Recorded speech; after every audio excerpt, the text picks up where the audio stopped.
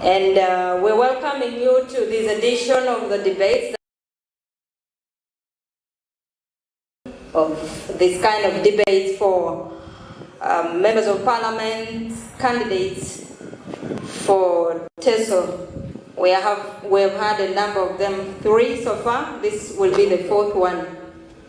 I want to take this opportunity to say, Emuria Koliai, Neja Site Sokere, Ido Emuria Kolia, Neja Sina Chananwo Yeli Kumama, Ebale Be, Kumam Nyai, Ara Ponemopon, Konyaji Nobale Ponemopon. Yala Mapunere, thank you for coming. My name is Grace Amoding. Many know me as Mama G. I work with the TESO Broadcasting Services, TBS Radio. I do a morning show, Twende Kazi Lewo, that runs from 6 in the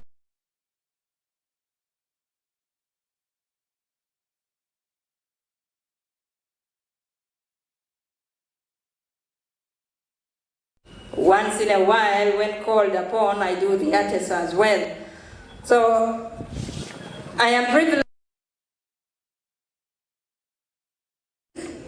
And I want to welcome all of you who have managed to spare your time to come here and listen to this debate. This debate is organized by a team of journalists in TESO, Force, under the Association of Force, that's TESO Journalists for Community Empowerment. Our main objective is to see that the people that we serve, the community gets information, most especially at a time such as this, where as a country going into an election, which happens after every 5 years. On 15th of January this very year, we'll be going into a general election. And so we thought it wise that our people that we serve, our listeners in different platforms, get to listen ideas from their candidates who intend to represent them in Parliament. And so represented here under the Task Force Association of Journalists is TESO TV. We also have Emoria TV represented here. We have Joe Care TV represented here. TESO Investigation Unit is here. We have Top Radio is represented here. We also have TBS Radio is represented here. Delta Radio is represented here, and Serere FM is represented here. And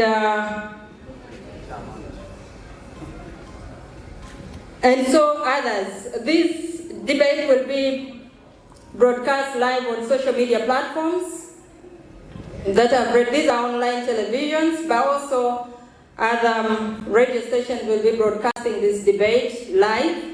So it's going to be the people who are listening to our, those who are not here, those who you intend to represent in Parliament will be able to hear the ideas as you exchange them on this platform.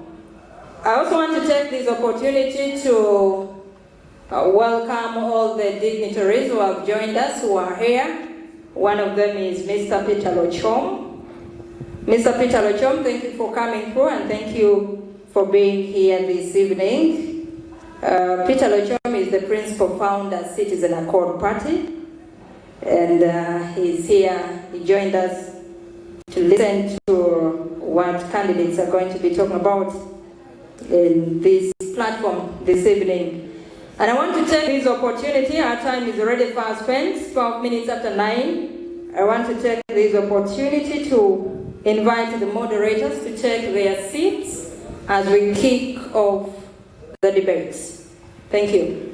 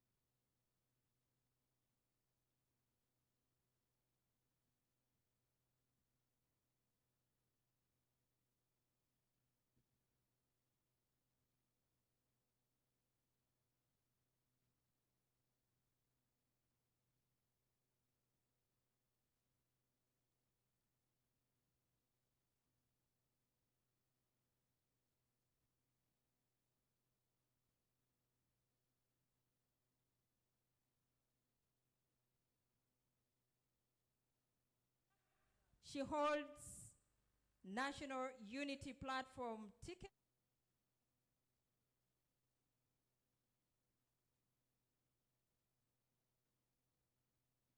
Sandra comes from Ateta Sub-County, Ochwin Village, Ateta Parish, that's in Serere District. Educational background, she holds a bachelor's degree in information technology, which she obtained from Gulu University.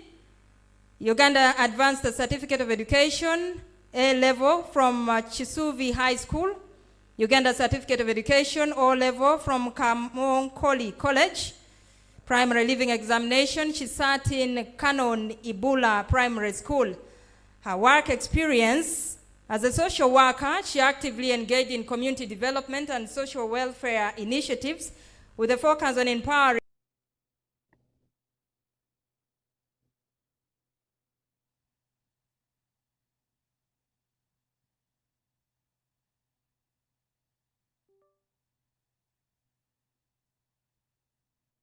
practitioner. She's also experienced in business and entrepreneurship, promoting income-generating activities and economic empowerment. Welcome, candidate Chilet Sandra. We also have candidate Apollo Susan.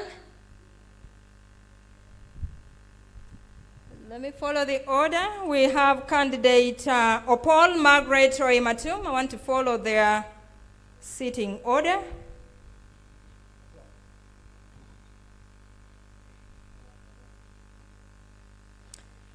Candidate Opol Margaret Oimatum is an independent candidate, and she is a seasoned leader. She's an educator, community development practitioner, and a committed Christian, born and raised in Olua Village, Okidi Parish, Pingire Sub-County, Serere District in February 1974. She is a born-again, mature, and devoted Christian with a strong faith and an active preacher of the gospel of Jesus Christ. She is happily married to Reverend Canon Dr. Samuel Opol of Ongobai, Osuguro, Olio, Serere, and together they were blessed, or they have been blessed with 5 children. Academic and professional background of candidate Margaret Alupo Oimatum Opol. Margaret has a strong academic foundation, having studied at Olua Kasilo Primary School, Madera Girls Primary School, Mbale Secondary School, Wanyenge Girls Secondary School, Uganda Christian University, and Uganda Management Institute. She holds a Master's of Management Studies, Financial Management Specialization, a postgraduate diploma in Financial Management, a Bachelor's of Business Administration First Class Honors, and diplomas in Business Management or Administration and Sales Management and Marketing. Key community engagements and leadership roles that she has undertaken include, she's a co-founder and director, Peak Heritage Foundation since 2009, supporting vulnerable women and children with over 200 orphans and vulnerable children benefiting. Co-founder and director, Heritage Education Center, a day and boarding nursery and primary school in Serere District since 2010. She's also coordinator at Dukutu Aberu Women's Association, a rural women's self-help network with 230 members and 15 affiliate groups since 2019. She's a board member, Village to Village Project, a compassion-focused community initiative from 2018 up to date. She's a chairperson PTA Serere Secondary School from 2017 up to date. She's also vice chairperson and member, Board of Governors, Serere Secondary School, member and vice chairperson, Finance Committee, Board of Governors, Ngora High School since 2021. Founding chairperson, Serere United Farmers Cooperative Society Limited, focusing on livestock, apiculture, and aquaculture since 2021. Active involvement in numerous church and ministry engagements locally and internationally. Welcome, candidate Margaret Alupo Oimatum Opol.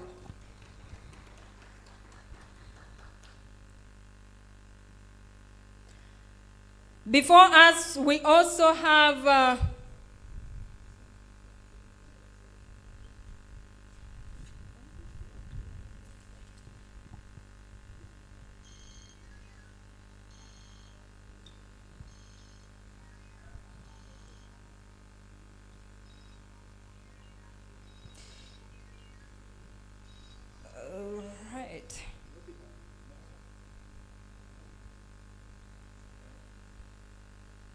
Please bear with us a little.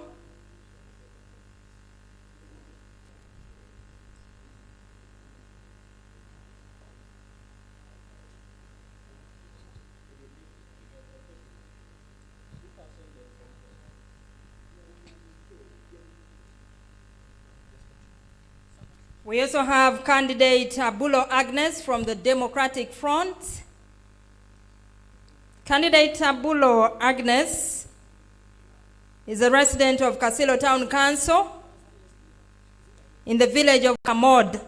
She holds a diploma in entrepreneurship development and is currently pursuing a bachelor's degree in entrepreneurship and small business management. Agnes is passionate about entrepreneurship, business growth, and empowering small enterprises to succeed. She is married and committed to personal development, education, and contributing positively to her community through business and entrepreneurship initiatives. Candidate Abulo Agnes, you're welcome and thank you for coming.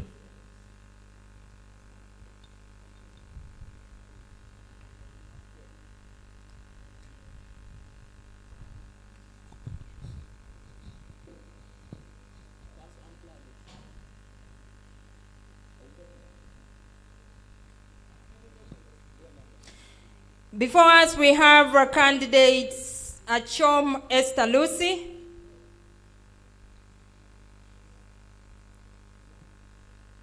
we have an independent candidate Achom Esther Lucy,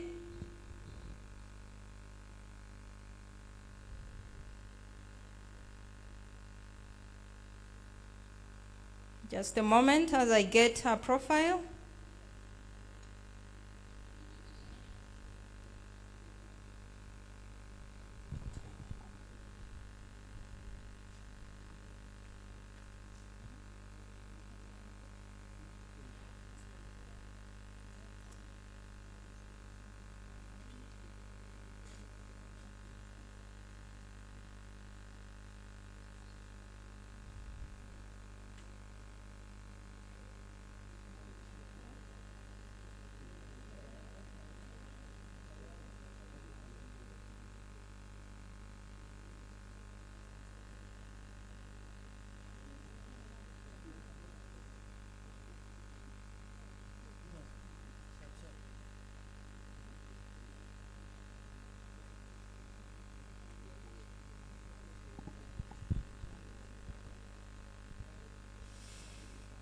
Candidate Esther Lucy Achom, an independent candidate.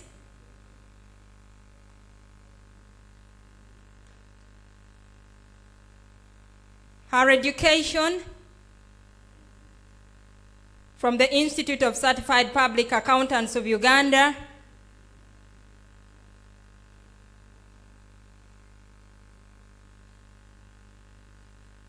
she got a CPA level 1. That was on September 2023. Level 2, 3, and 4 ongoing. Bachelor's of Business Administration in Accounting at Ndejo University on October 2022. She also studied at Nile Institute of Management Studies, Arua, where she obtained a diploma in stenography. On December 2010, she was awarded a certificate in stenography on December 2008. She studied Serere Senior Secondary School for her UCE in 2007. And she sat her PLE in Ochokodoro Primary School. That was in 2003. Her experience: Achom Esther Lucy has experience including she worked in Amugoli General Enterprises Limited as a site administrator or cashier, supporting timely, accurate monthly cash requests and reconciliations, monitoring petty cash and balance, accounting for all petty cash expenditures and filling cash transactions, ensuring payments, are made in time for workers.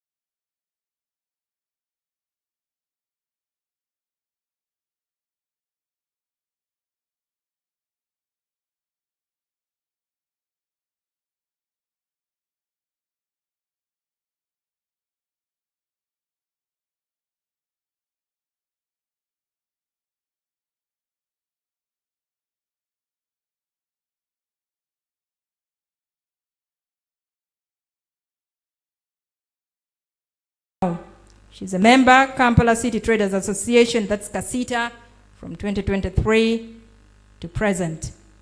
Welcome, candidate Apollo Susan.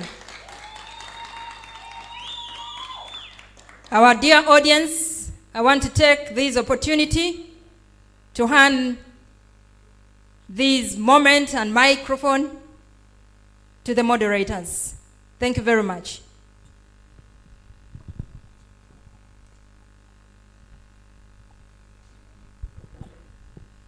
Thank you so much, MC, and thank you so much, our technical team. Thank you, the candidates, for turning up. Thank you so much, the audience. We take this moment to apologize for our poor time management, but we understand that our candidates are in the final serious moments, so we beg that you understand that. Nevertheless, we are here.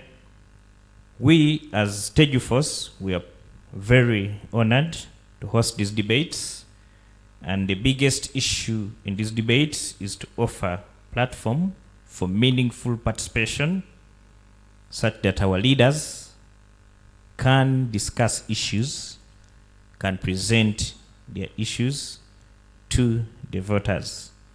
We want to thank our chairperson, Opio Emmanuel, the chairperson of Teju Force, that is TESO Journalists for Community Empowerment, for supporting this and the entire technical team. My name is Peterson Hiria, and I will be the lead moderator with my colleague, Stephen Ojachol. Today's debate will focus on women's leadership, gender equality, service delivery, accountability, inclusive development in Serere district. We shall give you opportunity as well to ask, this is what we call crossfire. You'll ask yourself a question, your colleagues a question, and then we shall also have questions from the audience later on. And let me go through a few rules in the interest of time. One, each candidate will be given equal time to respond to questions. Candidates must address the question asked, and they should avoid personal attacks. The moderators may interrupt only to enforce time or to enforce clarity. That is interrogation, maybe if the answers are not clear. No interruptions while another candidate is speaking. Respectful language is required at all times. The debate will cover a number of thematic areas, like I did mention before. Candidates may be given a right to reply where necessary. For example, if there is an accusation made or an allegation, there is a right to reply. We shall give that. We shall as well give you 3 minutes to answer some of the questions, but some maybe 2 minutes, depending. I want to thank you, candidates, for turning up. There are some others who have not turned up. Maybe they're on the way. For now, we cannot say they have failed to turn up. You never know in the next 2 minutes. But what we know is that it's not easy to brave and attend a debate. We've had debates here. I think this is the first time that we kick off when candidates are missing. We're already late, but by the fact that they're not here, maybe they have chickened out. But we want to give it a benefit of doubt in the next 5 minutes, maybe 1 or 2. Maybe they'll be here. I hand over now to Stephen, and Stephen will be now taking you through the manifesto questions. What do you intend? That's a general question for all of you, but that is for Stephen. I'll get back later on. Thank you. Thank you very much, Peterson. I welcome everybody to this debate. And without wasting time, the questions are going to be directed to all the candidates. We are going to have the first set of questions that you will both respond as an introduction, but it focuses on your manifesto. I would like to start with the first candidate.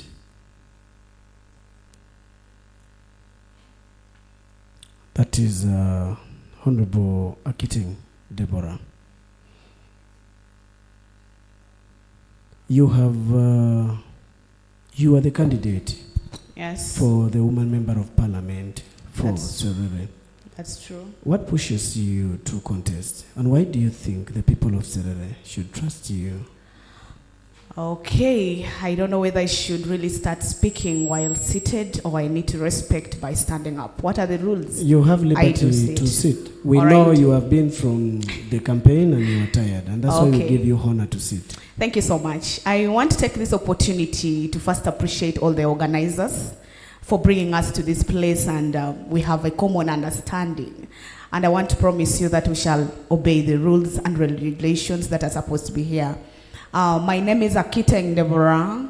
Like I've always said, a woman member of parliament aspirant, and a national speaker or a former national speaker of the student nurses and midwives, and following my experience, most especially on the side of leadership, I feel I am the person that is fit to be on that seat. And also looking at the sole responsibilities a woman member of parliament is supposed to have, I feel I'm the one who has the real qualities, most especially when it comes to the lawmaking part, which involves the debating bit of it. When you go to the representation, we really need someone who is very vocal, and that's the reason as to why I am actually here. When you look at the oversight, the monitoring of the government activities, I have been a manager in different places, and I really feel I am the best person to do the monitoring part. And when you look at the constituency part of it, engagement with the community, yes, I am a comprehensive nurse, but I also have other expertise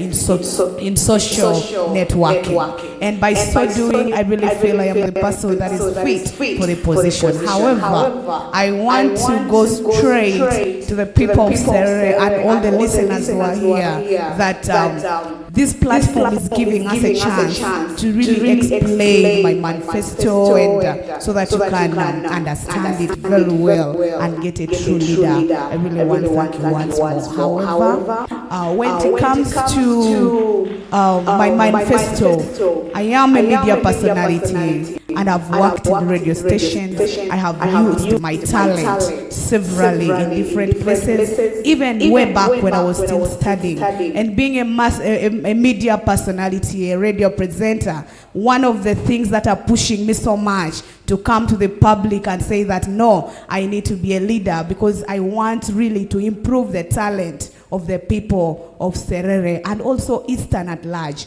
because a leader does not only represent the district but also represents the rest of the people in the country. And I want to improve the talent sector in Serere district and Eastern at large. And how do I want to do it? I want us to bring at least an entertainment center in Serere. I want us to bring closer these people who are trying to come up with talent, and bringing the acting industry also around, when people act movies, comedies, and the rest of the things. Thank you. Am I being stopped or something? Yes. Yes, and please. I can give you 30 minutes to sum up. Oh, later on. 30 seconds. 30 seconds. Yes, you can summarize your statement in 30 seconds. Summarizing my manifesto, because the manifesto is really large. Okay, let the entertaining part maybe pass by. But when it comes to my professional skills, being a nurse, I feel I am the one who is able to raise the local man out there, because I understand what is meant to be in a hospital, what the hospital needs, because I have 10-year experience in the hospital. And then the last bit of it, maybe, because I know... I will cut you short. Okay. because of time, but I'm sure you will find Shall where say to come accommodate it Okay, please. in No the, problem. in Thank the you next so much. questions to come. The timekeeper is Mr. Jonas Anothike, and he's right in front of us here. Each one of you is given 3 minutes for self-introduction, and I hope you will use it. The other questions to follow, you will be given an ample time, still of 3 minutes each. That takes me to the Honorable Susan Apolot. Honorable Susan, you're welcome. And why do you think you're the best candidate for the position of the woman member of parliament in Serere? And why do you think the people of Serere should trust you?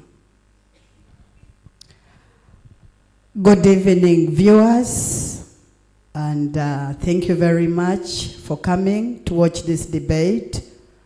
I would like to thank our moderators. Thank you so much. And my team, Team Apollo, thanks for coming. Susan, my profile has already been read, and I've been asked why do I think I'll be the best candidate to represent Serere district in the 12th Parliament. Susan has had an exposure, both local and international. And we became a district in 2011. Literally, we are about 16 years old as a district after being separated from Soroti district. So when I look at Serere district, and it is now called a town council, when I looked at the services that are actually being rendered to the people of Serere, I feel the services are too inadequate. And I'm not very satisfied with the current leadership. If you looked at how other town councils are growing, medically, economically, education, sanitation, and then electrification, all those are the ones that pushed me to pull up my socks and say, now I am going to vie for the position of Serere to represent them in the next parliament so that I can be able to lobby and to represent the people of Serere so that we can have a better Serere and revive the glory of Serere so that it can look like other town councils and other districts. That is what pushed me. Inadequate of services that we are currently seeing in Serere. We don't have any tarmac roads in Serere. For us to be identified that we are from Serere, we must appear with the dust. When you look at our roads, we don't have any tarmac. And those are the things I want to go and challenge government. Why would they give us a district status? Right from 2011, up to now we don't have any tarmac road. When you look at the issue of power, our power goes on and off. Our power goes on and off. And yet the government told us in 2024 that the Karuma Dam was producing a lot of power and the national grid was getting a lot of power. We should be able to benefit even the rural people. But in Serere, we don't have enough power. So we are yet to talk. Thank you. Briefly, those are the issues that pushed me to get up and contest for this position. And as you see, I feel I am the best candidate for this position. Thank you. Thank you very much. Thank you.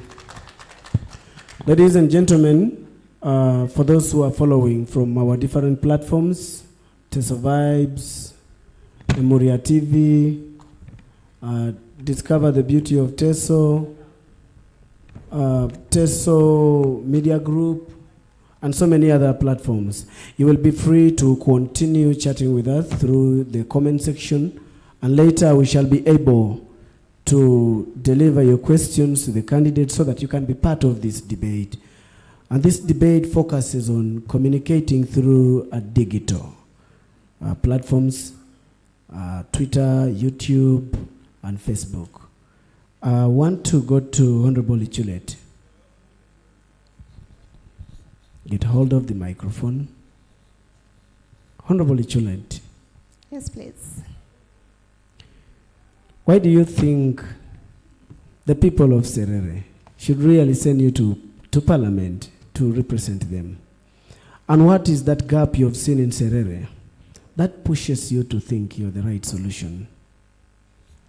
Thank you, everyone. Good evening to you all. Ichuet Sandra is my name. Aspiring candidate for Serere District, Suman MP, and a NOOP. So I bring you greetings from His Excellency, my President, and your President, Mr. Bobi Wine. I stand for that young man who has that. I stand for that young man, a father and a mother, and all those ones who are down. We all know that most people deep down the villages are being neglected.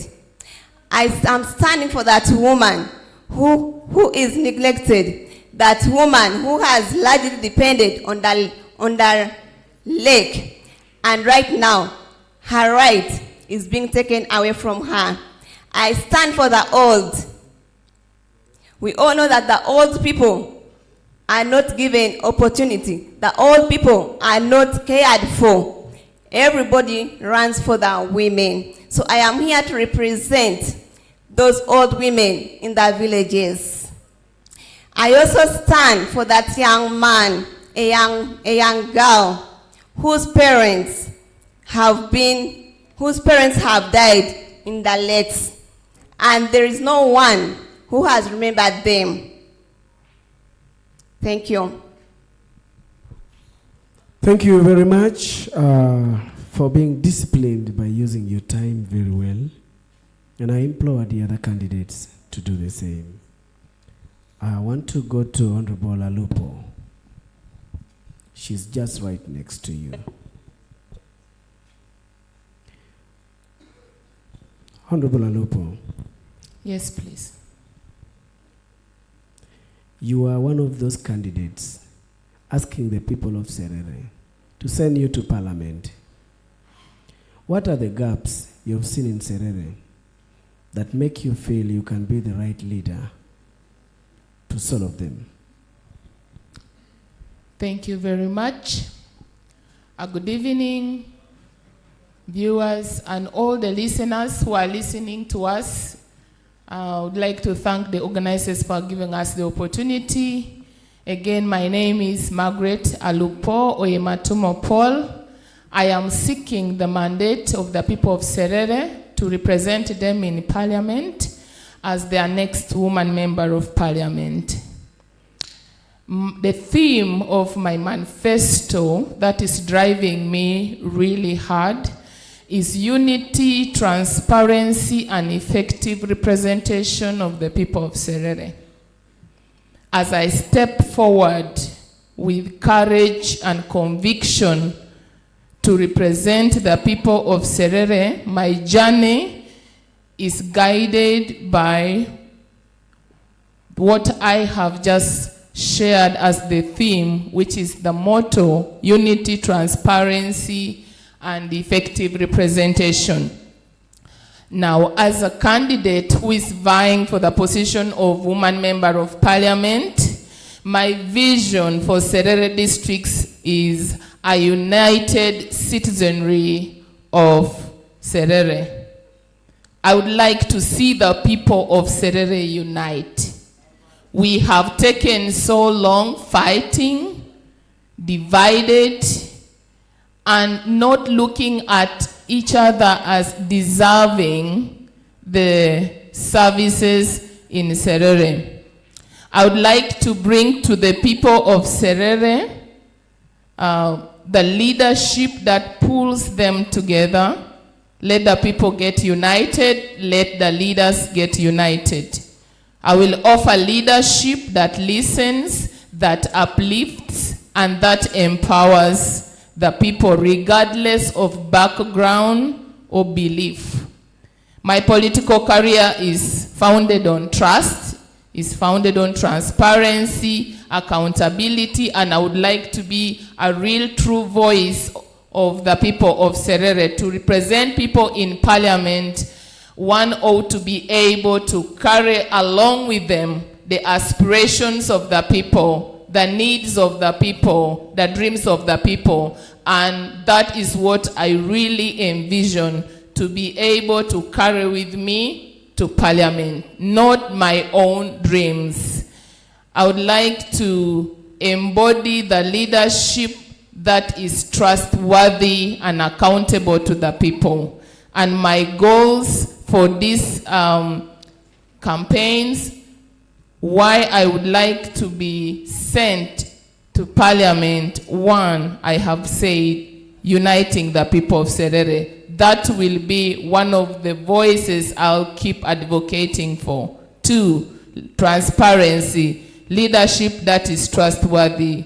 And three, I will voice the needs and the dreams of the people. I pledge to participate in Parliament, in the committees, in debates, to make policies and investigate and inquire into the matters of public concern in Serere District. I thank you. Thank you very much, Honorable Margaret, for your submission. I will not be the judge, but the people of Serere, I am sure, will get satisfied from this debate tonight. Honorable Achom, Esther Lucy, you're one of those candidates at the race of the Serere woman member of Parliament seat. Why do you think you're the best candidate for the position of the woman member of Parliament for Serere? And what is that thrilling you to feel you can be the best representative?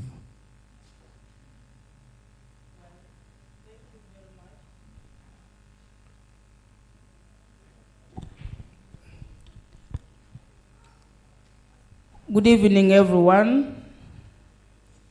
Thank you for coming. My name is Achom Esther Lucy. I come from Serere. I grew up from Serere. I am here assuring viewers that I am the best candidate for Serere.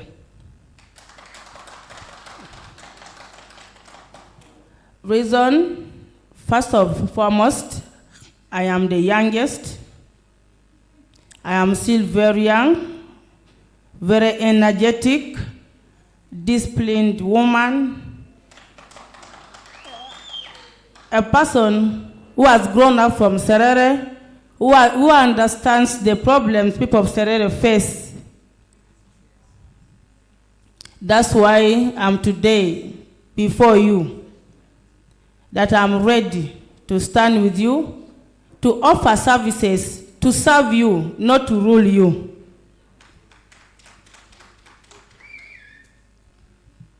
To most of you who have listened to me, I've moved around. My campaigns, first of all, are village-based campaigns, whereby I have understood in details the challenges people of Serere are going through. That's why I believe, and I'm assuring you that I am the best candidate that can be able to represent Serere, not only women, but everyone. In my leadership,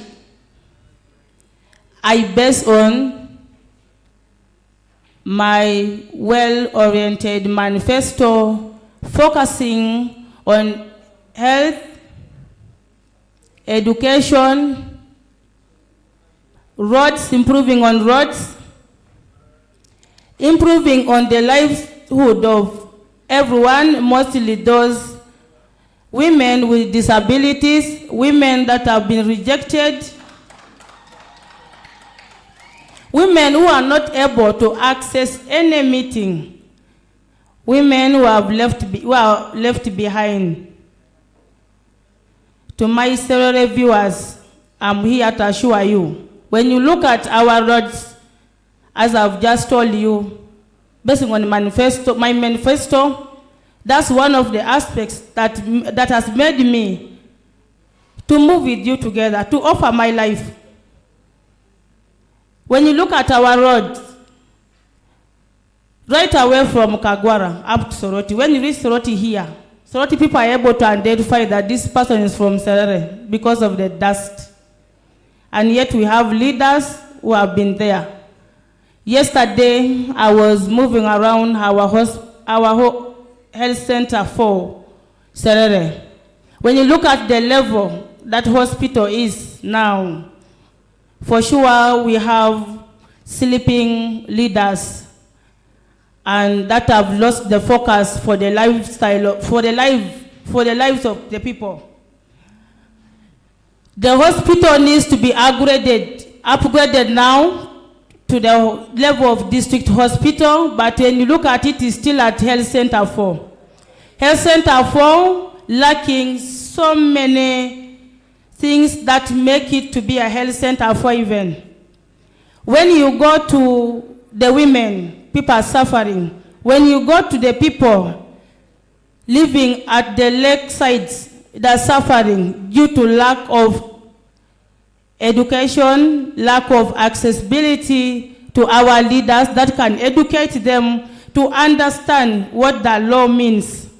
So I'm here to assure you that I am going to be your voice that's going to make you understand and we move together, since I am from the village and I understand all the problems people of Serere are facing.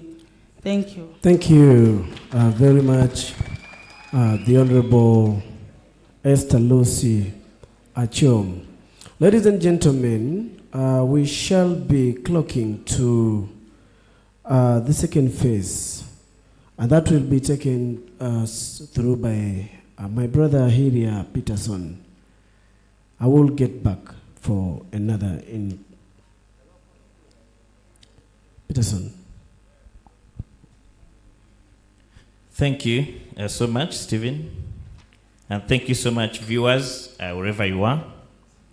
Now, this session, we are going to interrogate issues of women, policy issues, women rights, the real core role of a woman member of parliament, even when there are so many, but by the fact that you are called a woman member of parliament, it means priority is women issues. I'll start with candidate Architect Deborah. What practical strategies will you use in parliament to advance better policies for women and to improve on the status of women's rights? Thank you so much. For me to advocate for the rights of the women, I must understand what the problems are the women are facing in Serere. And I want to direct this day to most of our people who are here and the listeners at large. Serere is a place where very many women are killed. And when you even research what is really bringing this, sometimes it's not known. And Serere is a place where most of the women have turned into beggars because they tell them to start groups, but they do not tell them where they can get money from. They are not empowered. Only that we come as leaders because you want votes, you tell them to start groups. And when you look at most of the challenges when it comes to childbirth, today I was in a place called Anyangan, there is a place called Pachoto. There is no route where you can even pass unless you use a boat. So I was actually wondering, how does a pregnant woman at night cross that place and go to a health center? And when you look at the number of children these people are producing, you realize that they may lack a certain kind of knowledge that we need to advocate for. However, the way I am going to do that in Parliament is by taking their cry to them in Parliament and advocate for some funding that is going to be very helpful, and of which, if that funding comes, I need to direct them on how they are supposed to utilize them and also encourage them. How do I intend to do that? Having understood that most of the women are in saving groups, and most of the leaders have told them to start the groups, but not advising them. I really want to encourage women by giving them hands-on activities. Thank you, Honorable Yes. Deborah. We want to hear the strategies in Parliament. The question is about Parliament. Okay. Yes, the strategies in Parliament is what we want to hear. The strategies majorly is because the main thing is having identified those activities from down, I'm supposed to take them to Parliament, to the committees that are responsible, and also advocate for their rights so that they can be protected in different ways. I don't know if I'm perceiving the question very well, but I beg to first stop there so that I don't go beyond unless I haven't understood the question. All right, thank you. Then any policy that you think should be, you can of course deal with to improve on the women's rights, the state of women in Serere? For now, I am going to pass that, then come back to it later. All right, thank you. Let me get to candidate Ichulet Sandra. How will you confront culture and political resistance to issues that are affecting women in Serere? How will you confront culture and political resistance to issues affecting women in Serere? By identifying the issues of women in the community. The second one, by advocating for their rights in the community. Yes. How? How will you confront culture and political resistance? You need to understand your strategy. How a Serere woman will be empowered, will improve when you are the woman member of Parliament, especially looking at the cultural issues that are affecting women and the political resistance that women are facing. Okay, thank you very much. The first one I said, by identifying the issues of women in the community. We all know that this period, women are being used and are not empowered. To me, for instance, giving a woman t-shirts 1,000 or 2,000 is not enough. We need to empower them. We need to teach them on things that are going to develop them and they live independently. Thank you. Let me get to candidate Alupo Margaret. Which gaps in the current laws most undermine women's rights?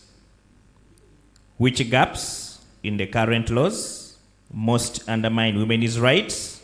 And how will you address those gaps to ensure that a woman in Serere improves, the state of a woman of Serere improves? Thank you very much. Currently, the laws that undermine the rights of women in general, one I think is the land laws that we have in our country, where women are not yet given the right to be included in the official ownership of land. I'm a married woman and wedded, but these laws, even if you're married, you are settled and comfortable in the home, but when it comes to land agreements, land records, you will not find the name of the woman included in the land details or in the land titles. Customary land will be passed on to the husband only. You are married to the same man, but your name will not be included. So these laws, our land laws, still undermine the rights of the woman, even when you're wedded, even when you're properly married and recognized as the official wife. Those laws don't give us the right to own property. Unless you've bought that property with your own husband and you've agreed that this particular property will be ours jointly owned. I think also the other thing, the right to participate freely is also limited. Our laws tend to recognize the masculinity of men, and men are given priority. If you see, if you look at certain professions, there is still a constraint that tries to bar women from participating freely. So I think some of our human development policies need to open up more. There is still a constraint that thinks men need to be on top until recently. Thank you. Now on the other part of how you intend to address.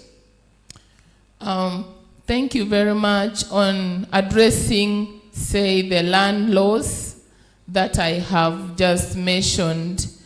We need to do a lot of awareness, beginning from the issue structures, right from the clan levels, that it is better for the cultures, for the customary structures and leaderships to recognize the woman, to recognize the girl child. If I am the only girl or we are only girls, why not allow the girls to own property? So sensitization is one of the things that we will have to continue advocating for, so that these rigid systems open up. I would really think we do more sensitization and advocacy for such. Thank you so much. I now get to candidate Achom Esther. You said you are a village woman, a rural woman. This question now is for you, since you are from the village, because a village woman is still lagging behind, very behind, even when we have women women MPs, and every district has. And we would expect that a rural woman issues of a rural woman should really be priority in Parliament, because the number of women MPs is big. How will you ensure that rural women, the young women with disability, that village woman that you said you are, will be heard, will be fully represented, those issues will be catered for? Thank you once more. As I said, I'm a village woman and disciplined, faithful. First and foremost, as a village woman, for a village woman to be represented and to be heard, I will first do inclusive and representation by establishing meetings at village levels parish levels, up to sub-county levels. For the women with disabilities, we all know how difficult for those people to access most of the services.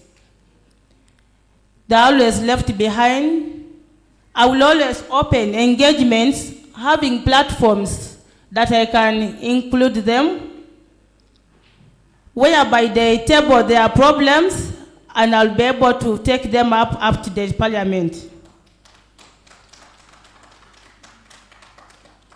To have accessible platforms for those women is by you having meetings that whereby they can be able to access. Let's say, for example, this lame woman, this vulnerable woman from the village, how will I base the meeting up to the point that she can reach, whereby I'm able to understand their issues, note them, and table at Parliament?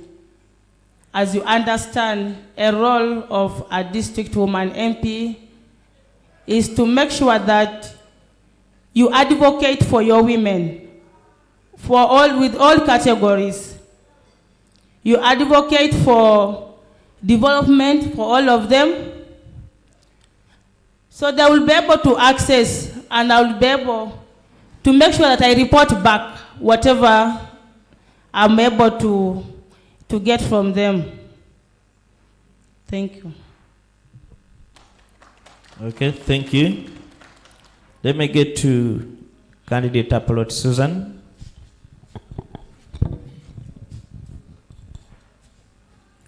Candidate Apollo Susan, how will you mainstream gender perspectives in legislation and parliamentary debates, but also to pay attention to gender mainstreaming in Serere district? Thank you very much, Mr. Moderator. As I contest for this race, much as I'm contesting as a woman member of parliament, but the issues that are in Serere cut across. And when I go to parliament, I'm not only going to represent women, because all categories have similar challenges. So when I go to parliament, there are issues that are concerning women. There are issues that are tackling the men. And there are issues that are concerning the children as well. Say, for instance, when you look at Serere as a district, our educational background is going low each other year. Serere in 2024 was rated one of the worst performed districts in the whole of Uganda when it came to education, and that one cuts the children. And when you look at that issue, it is basically the education sector that is affected.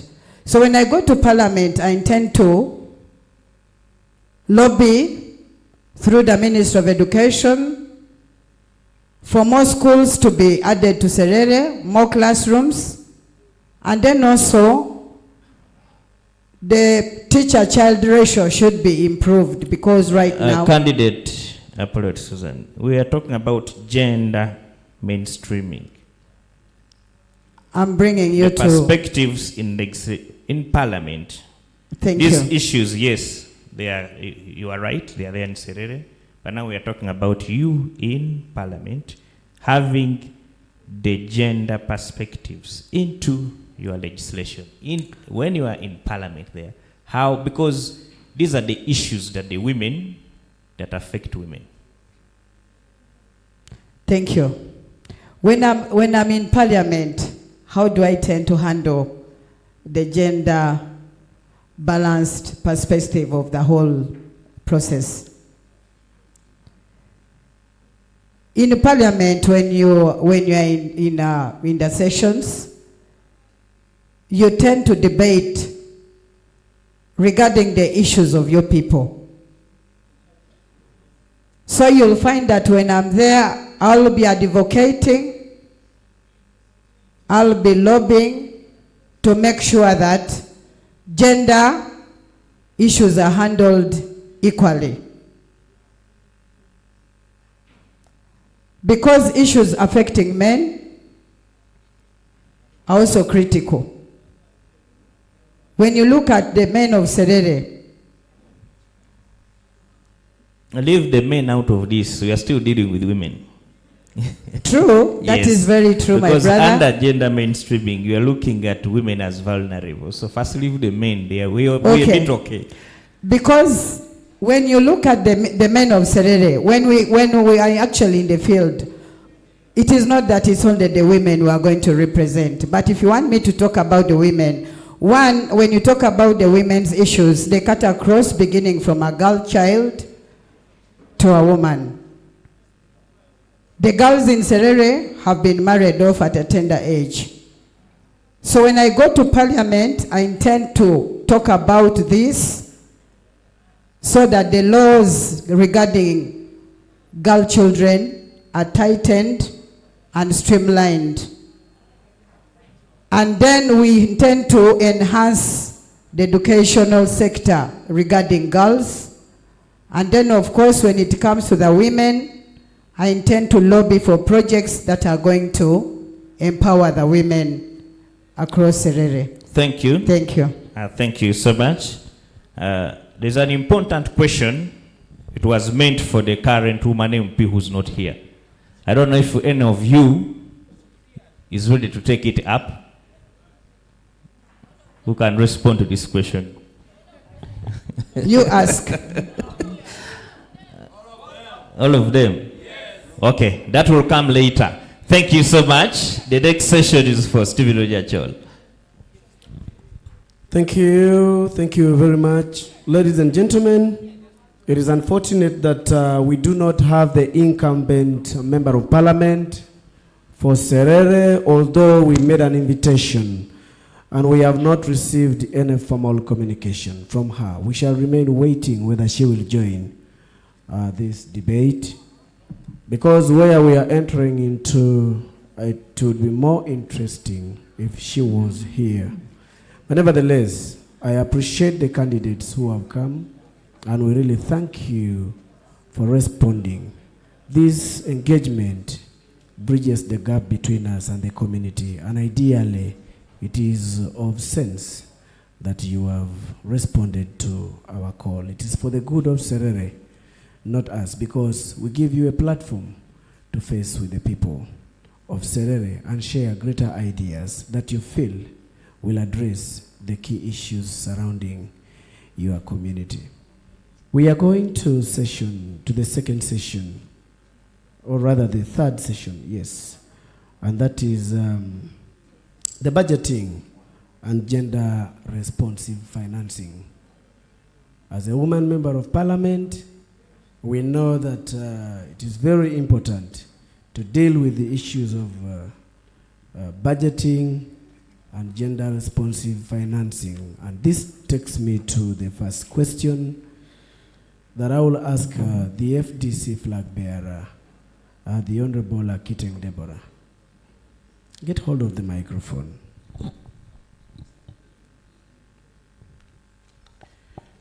The Honorable Akiteng, how will you ensure that national budgets respond to women's specific needs in case you are made a woman member of parliament for Serere?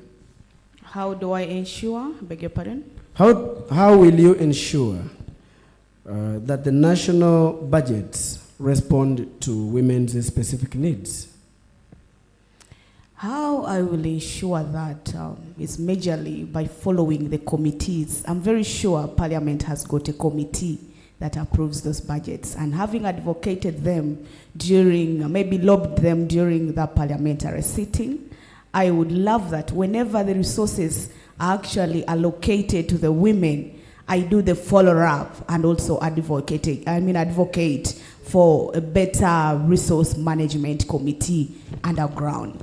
Because at the end of the day, sometimes we advocate for this money in Parliament, but when it comes to the implementation part of it, it is not done very well. Because the sole reason or the main reason or the main role for every MP is more of advocacy and also lobbying from different organizations, and then educate these people on how to utilize the funds. Do I need to expound it more? You still have time. Okay.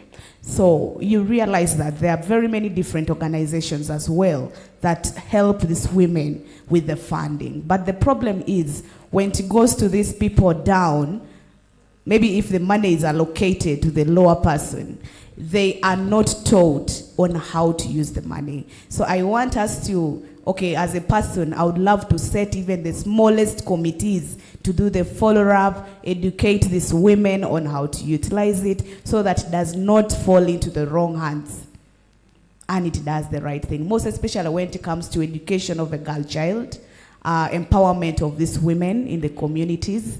Some of the projects are actually brought to these women, but when you look at the conditions that are given for you to get this funding, they are really so exaggerated. So I would also love that however much I advocate it from Parliament, I also need them to flex a little bit on the requirements of how you get this money from the government. Because there are projects that have really come, they are very good government projects, but when you look at the condition on how you get this money, it's just close to impossible.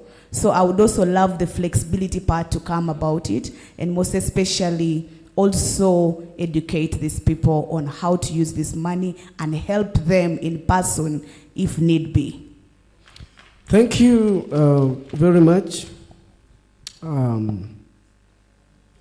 will pass the microphone to the National Unity Platform candidate. That is the Honorable Ichulet Sandra.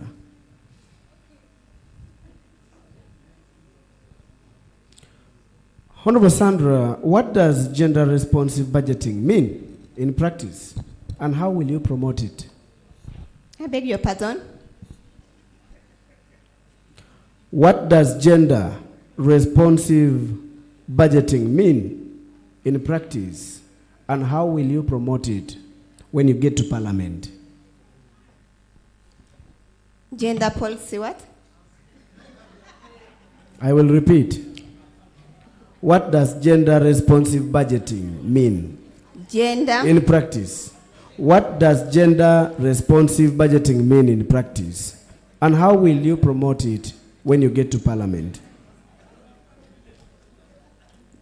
Gender budget policy, right? It's that money that is... It is gender-responsive budgeting.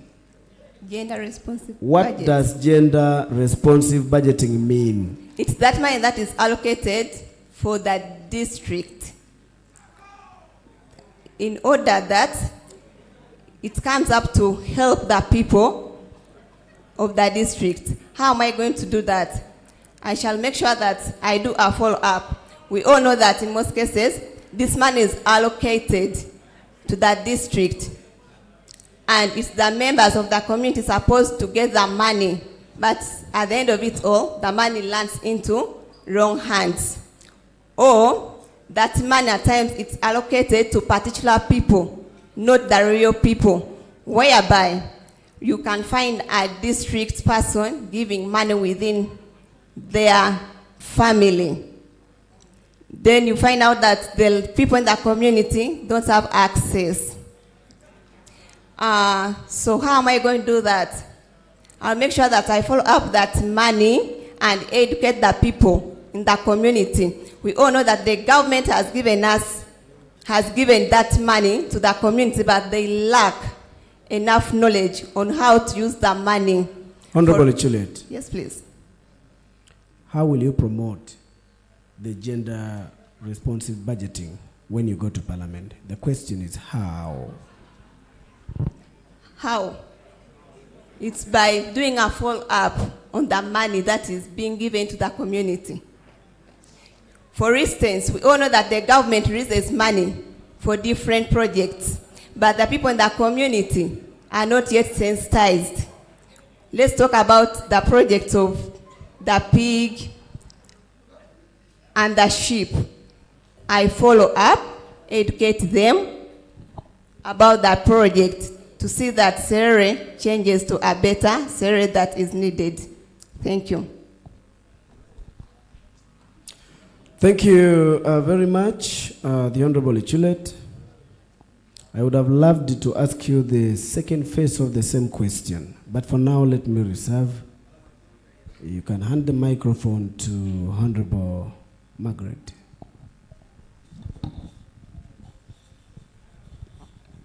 Honorable Margaret. Yes, please. What budget reforms will you reduce? What budget reforms will reduce girls' school dropout?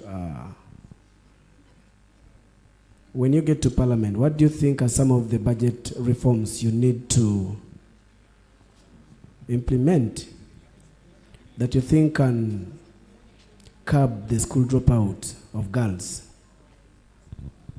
Thank you very much. First and foremost, in national budgeting, the government budgets usually focus on all genders to see what is allocated to the girls, to the women, to the men, like that. Now, the budget reforms that I think if I go to Parliament, I would want to pay keen interest in to ensure that we reduce on the school dropout of girls is that we need to have budgets that strategize on incentives that can keep girls at school. If our national budgets, especially through the Ministry of Education, can capture some of the needs that tend to intimidate girls from keeping at school, give them the incentives, say for instance, provide for them the sanitary towels, let the sanitary towels be incorporated in the school budgets as the government is releasing grants. Part of the grant could cover those specific needs that affect the girl child, like the sanitary towels. Also, if there can be incentives, in the 90s, government came up with a policy to have affirmative action for girls by adding 1.5 points for girls who were entering university, and girls worked so hard for those points. If government could see that at primary school, it should be a priority. If you were a girl, let there be specific areas and places for you to change and make our menstrual experience honorable rather than, stigmatizing. Government can come up with different incentives attached to the school budgets that can help the girls to stay at school longer. Thank you. Thank you very much, the Honorable Margaret. You've been loud and clear, and you've utilized the time. Thank you. Very well. It's so much of discipline and adherence to the rules. That makes me to give Honorable Achom the microphone. Honorable Achom, what will be the budget priorities in case you get to Parliament? I saw in your manifesto when you were giving your introduction one of the first items in your manifesto was health. Now, to improve on health in Serere, what budget priorities will you champion for maternal and productive health? What budget priorities will you champion for maternal and productive health in Serere when you get to Parliament? Well, thank you. As a member of Parliament, we all know the standard duties a member of Parliament performs. When we go to health-wise, as the representative for Serere, I would really focus in strengthening health facilities at all grassroots by focusing or pushing for fundings that can be allocated to health centers 3, 4, and making sure that all those health centers are equipped. Like right now, when you go down there, you find a hospital, it is graded as health center 3, but it's just a name. When you enter inside there, it lacks so many equipments. So that will be my first priority. Secondly, what I will do is to motivate the workers, pushing for salary increment. You know, when somebody is motivated, a person performs better. That will be the second priority, the health worker. As we all know, our lives lie on those people's hands.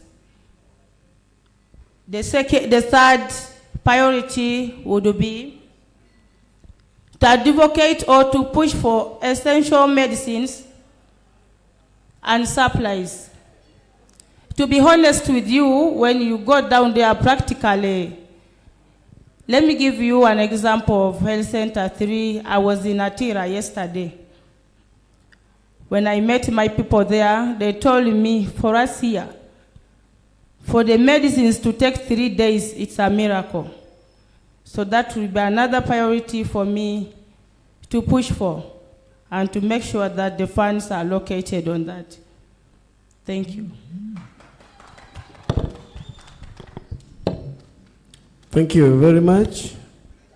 The Honorable Esther, an independent candidate for Serere. I will ask our Honorable Apollo Susan. Yes? A microphone to her. Okay, thank you.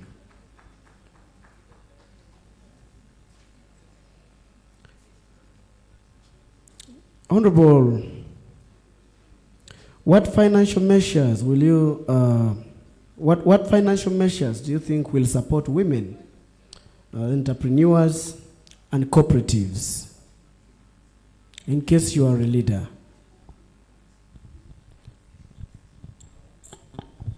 Thank you very much, Mr. Moderator. Some of the measures that I'll cooperate when I go to Parliament is, in Serere, women have so many small saving groups. But these women save without a lot of sensitization. The women in Serere are managing money, but they do not know how to manage it, because you find a treasurer is a P3 dropout. So when I go to Parliament, I'll want to advocate for a lot of sensitization in the women's groups that are serving in Serere, and then also co-opt these small groups that are serving to grow them into circles. And when they grow into circles, government has microfinance groups, microfinance banks that tend to lend money to these women. So when I go to Parliament, the government of Uganda needs to strengthen on the system of how to empower women, because there is actually a channel for that. Women down are very, very vulnerable to a lot of poverty, and that has been our biggest challenge in Serere. Because when you look at a woman in Serere, she's the greatest breadwinner. So to me, I would suggest that women need to be empowered financially. And actually, as I speak, I have already started empowering these women with some small projects. But with these small projects, I need government to come in and see how they can help. Women have to learn how to push out poverty from their homesteads.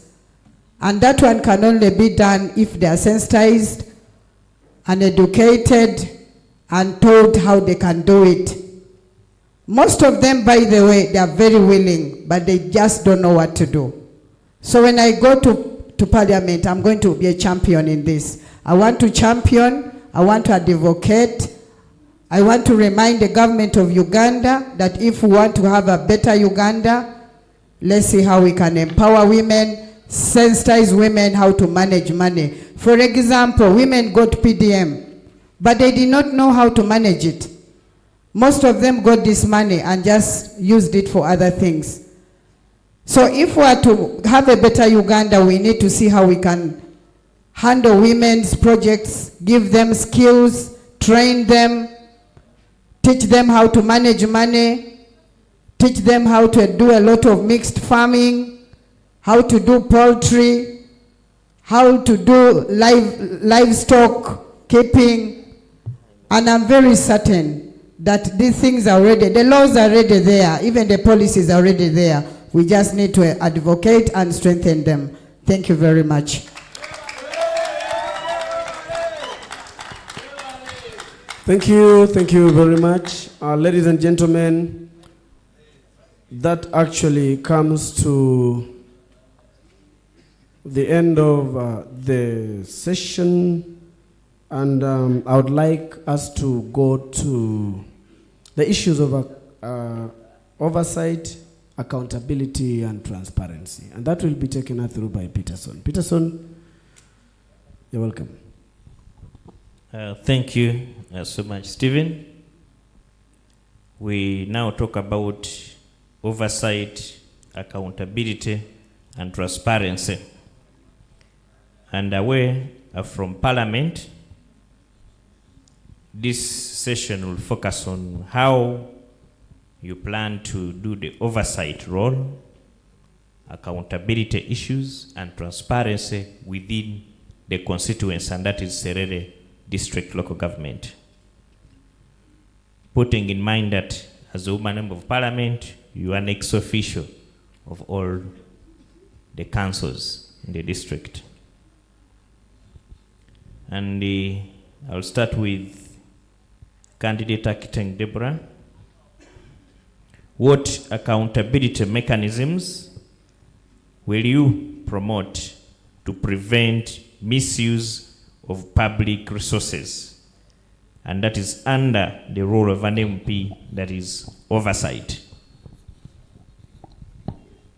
What accountability measures do I intend to promote, to prevent misuse of public resources as you do your role of oversight as a member of Parliament? Given the roles of the oversight, majorly oversight means monitoring some of these things.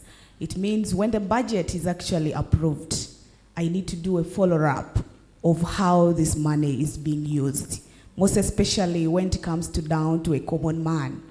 There is always a way of you following from the different stakeholders from the local government. Because usually when this money is advocated for from Parliament, there is a channel that it passes and it comes to the local government. But most times, most of the leaders tend to end there. They don't go up to the local government to follow up. So it means if money is actually requested for the road construction, then I need to really follow up and say, was the money well utilized? Did the road, the specific road A that was budgeted for, was it done properly or not? If the money is released for the women or maybe for reproductive health, I need to follow up and also do the monitoring bit of it. But then there is also something government does. I don't know, they usually call it a bazaar or bazaar something, where most of the stakeholders at one point come and then they analyze issues with the local man. They go maybe, let's say in Kidetok, and then they call the LOC ones, they call the stakeholders that are in that area, and also some of the member of parliaments that are supposed to be there. In this kind of bazaar, you realize that the common man also raises up his issues and says, road A and B was budgeted for, but this is not what they did. So it makes an MP to also have an insight to understand that truly some of these projects are not implemented, some of the other projects are being implemented by us developing a relationship with the common man down, bridging a gap between a common man and the local government and parliament. And if someone bridges such a gap and has got a straight communication mechanism, you realize that some of this money does not go to wrong hands. And you also realize that whatever money that is released and budgeted for, it's utilized for the specific reason as to why it was released. So I feel with the little understanding that I have, that could be a very, very good thing for me to do so that the money cannot be misused. I beg to stop there unless I need to add something else. You may ask. All right, thank you. You mentioned the baraza. Yes, that's a good one. But when we talk about accountability mechanisms, there are those that are already existing within the systems. How will you use those ones to ensure that if you can add something there to make it a bit more clear? There are those that are already existing? Yes. Maybe an example? I will be answering your question. Because the existing channels that I know basically that bridges a common man and the other side up is that baraza. And then on the side of the local government. Not a common man, a member of parliament, while doing the oversight role to ensure accountability. Not a common man. We are talking about the role of an MP in oversight. The role of an MP is more in monitoring. Like I mentioned before that when this money is released, I don't need to stay up there in parliament. I need to come to the ground and then follow up on why, what, and how the money that was released is being utilized. And I believe that by my presence also coming to attend some of these local government meetings, it helps me to understand how this money is being used. It will help me to account for it, and also it will help me to give a report to my bosses in parliament. And I believe my availability in the local constituency, my constituency, it is the major thing that will help me understand the accountability bit of it. Thank you. Let me get to the second candidate. Okay. Candidate titular of the National Unity Platform. Yes, please. Oh, okay. I've seen the badge. I was going to ask what happened to the beret. But there is... Okay, thank you. How will you monitor the impact of funded projects at community level?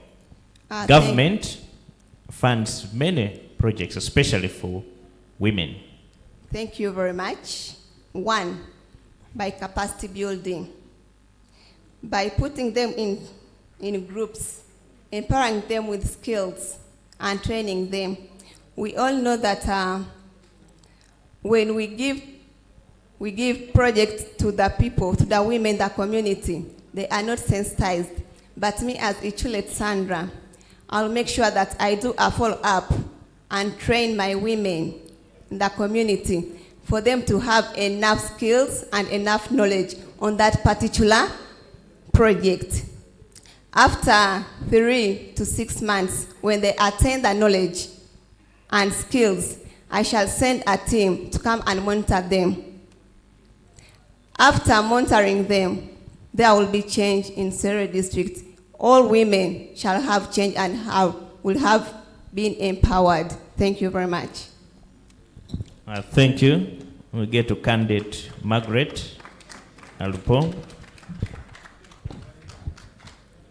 Many women in Serere district do not even know anything about the budget, be it at sub-county, district, or even the national budget. They don't even know the funds allocated for government programs which target women. How will you ensure that the women in Serere participate in the budget oversight, consultation, and consultations as a key tool to empower a local woman with information? Thank you very much. How, as a member of parliament, I will ensure that women participate in budget oversight allocations and so forth. One, we have available structures from the grassroots all the way up to parliament. The thing that we need to do is to go through those structures, right from the village structures, sensitize the LOC1s and the women in the LOC1 committees, and let sensitization flow all the way up to the district local government.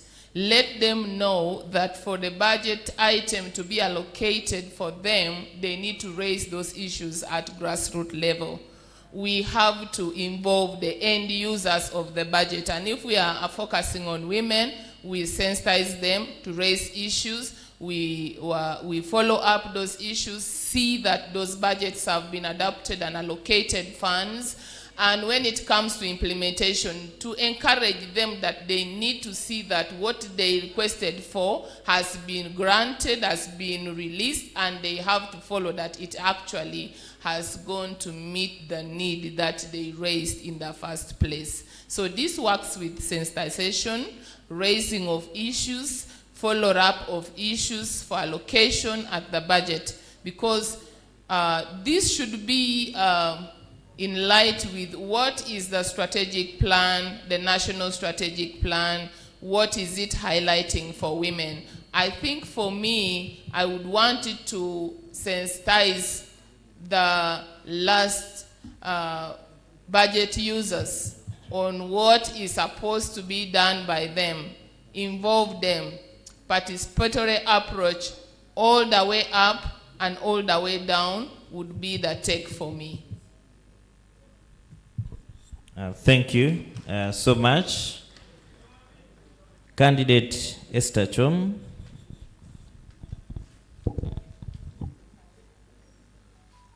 Every financial year, the Auditor General's report shows that there is a lot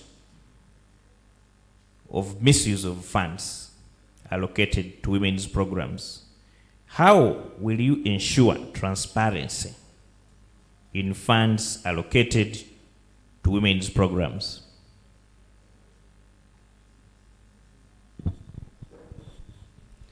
Thank you. As we all heard, that is my area.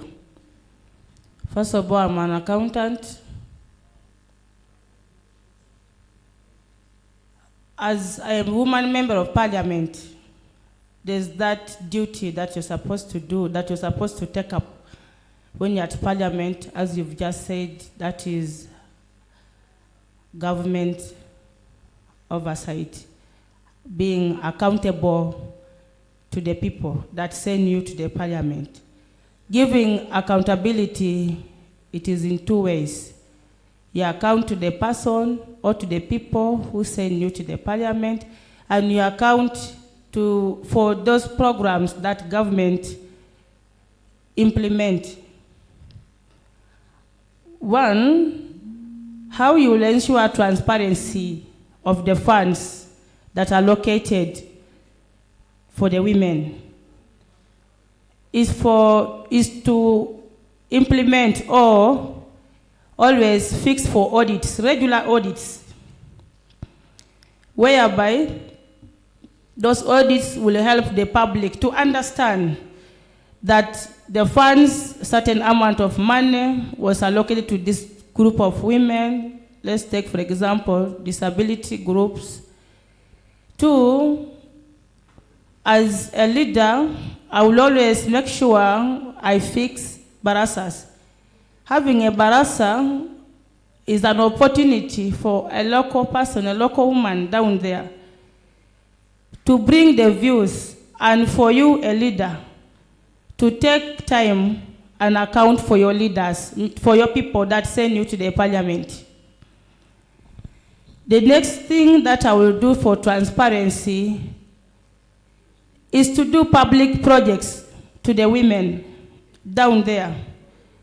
Like when you take, for example, today I was in Kagwara, in a certain village that I think no leader has ever stepped.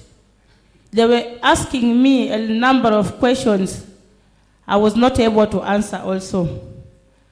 They asked me, first of all, that we have had the government has started refunding, or LOCs are taking records of those who lost their cows, whose cows were robbed, for example. They told me, for us, we do not know where to access and whom to contact regarding on that. Then also, I was able to get a number of questions on the PDM. They told me some of us were not able to access, and our leaders are not able to explain to us how somebody can benefit from PDM. And once you access, how will you be able to benefit from it? They are not given that knowledge. They are not sensitized. So I will always make sure that I go to the public, to my women down there who are vulnerable, who are not able to access such services publicly. Thank you. Let me get to candidate Apolot Susan. The District Service Commission has faced criticism over corruption. So is the entire district in a number of areas. And the women are affected in many ways. How do you plan to improve the state of a Serere woman who seeks to get a job, who seeks to benefit, but cannot because of corruption issues? Thank you very much, Mr. Moderator.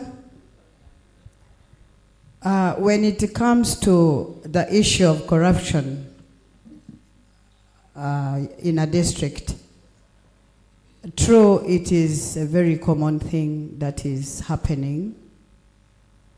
But now, when it comes to job opportunities for the women or accessing a job as a woman in Serere district, to me, I feel given chance that I come through as a woman member of parliament is to sit with all the stakeholders in the district, first of all.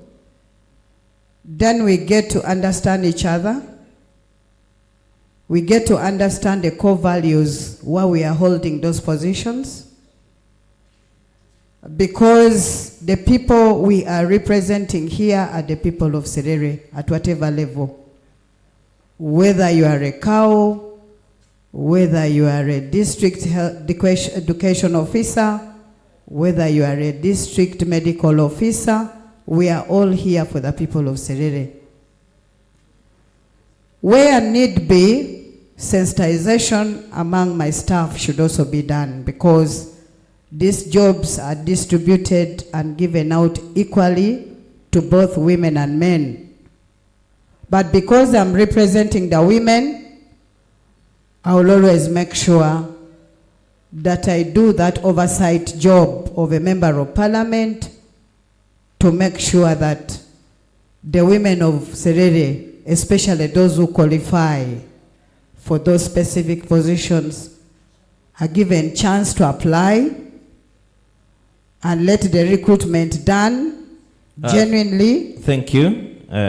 You are answering the question well, but those are some of the things maybe you can do as an individual. But as an MP, you have some powers. As you are doing your oversight, yes, there are those specific ways you can handle those issues. And that's what we want to listen to. How? Because currently, yes, there's a member of parliament. There are many members of parliament. And maybe there are things they have not done. That's why you are coming into the office. Okay. So restrict yourself to what the law gives you in Kampala. Leave these other issues of... the law in Kampala actually fights corruption. One is talking about corruption, because if women are not given jobs equally, it means those jobs are given out to other persons. So I'll make sure I oversee the program of women and make sure I follow up job distributions in the district, and women should be given out jobs equally, because the law of Uganda states that gender balance should be given equally. So I, my role as a member of parliament is to oversee the government programs, including making sure that the government services, the government services, and also the government jobs that are available in my district are also shared amongst women. Thank you. Thank you. Thank you so much. Well, that's the last question. Of course, there are two more questions for the two empty chairs. Maybe someone will pick up one of these questions and the answer. But we want to get the next session because of time. But this one should be answered by all of you. How? Okay, thank you. Thank you very much, Peterson. I only urge my candidates to be calm, because we are yet to come to the conclusion of the debate, and so far, so good.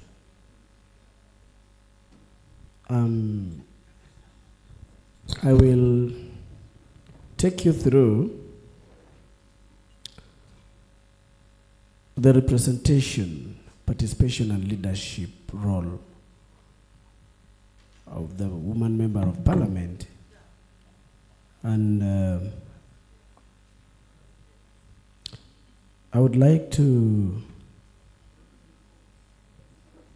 ask the Forum for Democratic Change candidate, that is Honorable Akiting,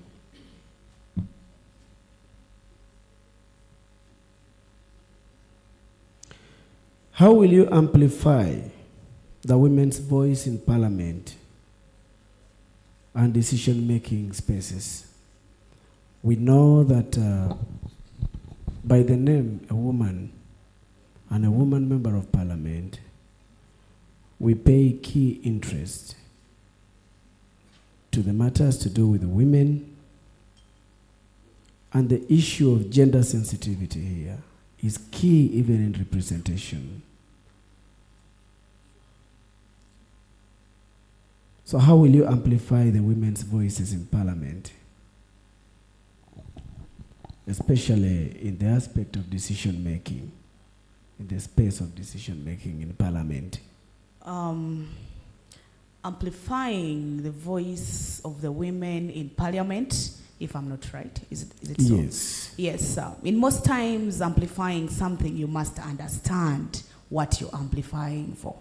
And having earlier on mentioned some of the challenges these women face, I would love to go and represent them by taking their challenges to parliament and also advocating for their rights, most especially when it comes to gender-based violence, and also try to give them different channels on how to help a woman down there. Because sometimes we do bring up suggestions, but we do not suggest the solutions to those problems. But at the end of the day, we report that maybe women in such and such a village are being violated domestically. But then I would love also, when I'm reporting to parliament, I should be in position to suggest on how best we can solve that problem. And by so doing, I will be actually increasing their cry, like increasing the voice so that their cry is heard from outside. Most especially when it comes to also the transparency bit of it, and when it comes to the reporting, and then the monitoring, all that will make me understand what to amplify. Honorable Akiting. Yes, please. In parliament, there is an aspect of lawmaking. Yes. There is an aspect of budgeting. That is Yes. appropriation. How will you be able to amplify the voices of women in making sure that this accommodates them directly? By advocating for their budgets to be somehow specific and favored and accessible, that in a way, whatever money that is budgeted for should be flexible a little bit for a common woman to understand and also access. And by so doing, if I am really the voice from there, then it means I will have to be more of a vocal person that at least helps in suggesting in relocation or allocation of funds to those specific areas where a woman is majorly affected. Take an example of reproductive health. And if I understand as a nurse that reproductive health is some of the places that are underrated, that are under budgeted for, then it means I will have to prioritize on some of those places that I feel should be uplifted. And if I do the priority bit of it, I also need to follow up. Thank you. You can hand the microphone to the flag bearer for the National Unity Platform Party. That is Honorable Ichulet. Honorable Ichulet.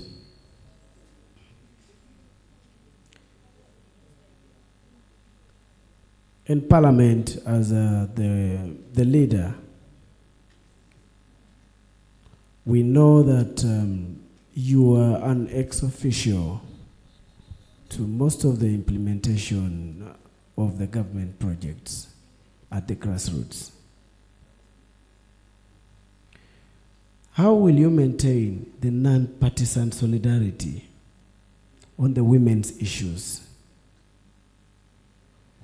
Come again.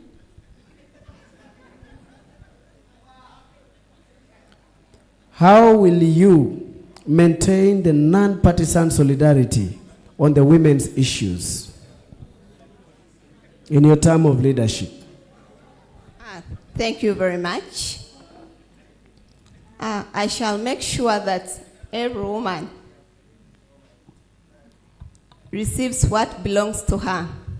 We all know that in most cases, women are not valued in the community, even in our own country, whereby men take over and undermine women.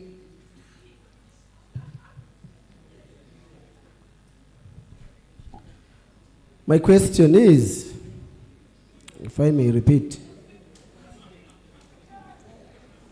how will you maintain the non-partisan solidarity on women's issues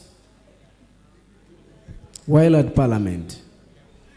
I shall make sure that I sensitize them about that particular product or project that the government shall allocate to them.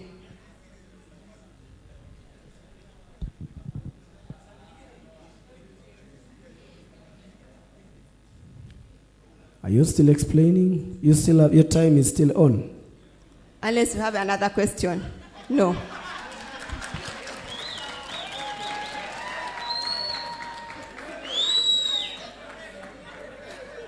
Okay, I have another question because your time is still on. Okay, let's go on.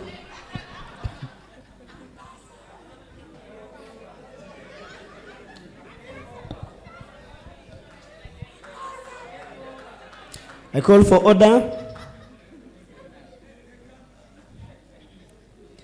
Members, you will be allowed to cheer, but you be critical to allow the candidate to respond to and also to give you an opportunity to listen. Honorable Chulet, how will you marginalize the women influence policy priorities?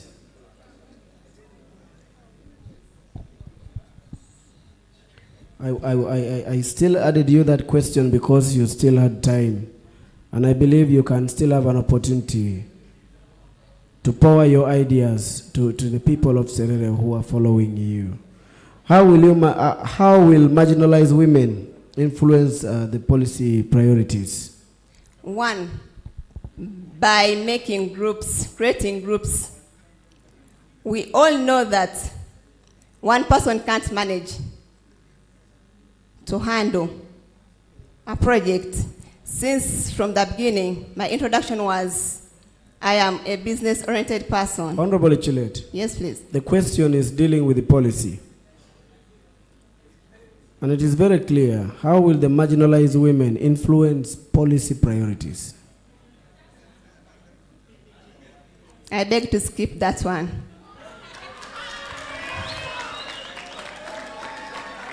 Okay. You can hand the question to Honorable Margaret. I mean, the microphone to Honorable Margaret. I beg my pardon.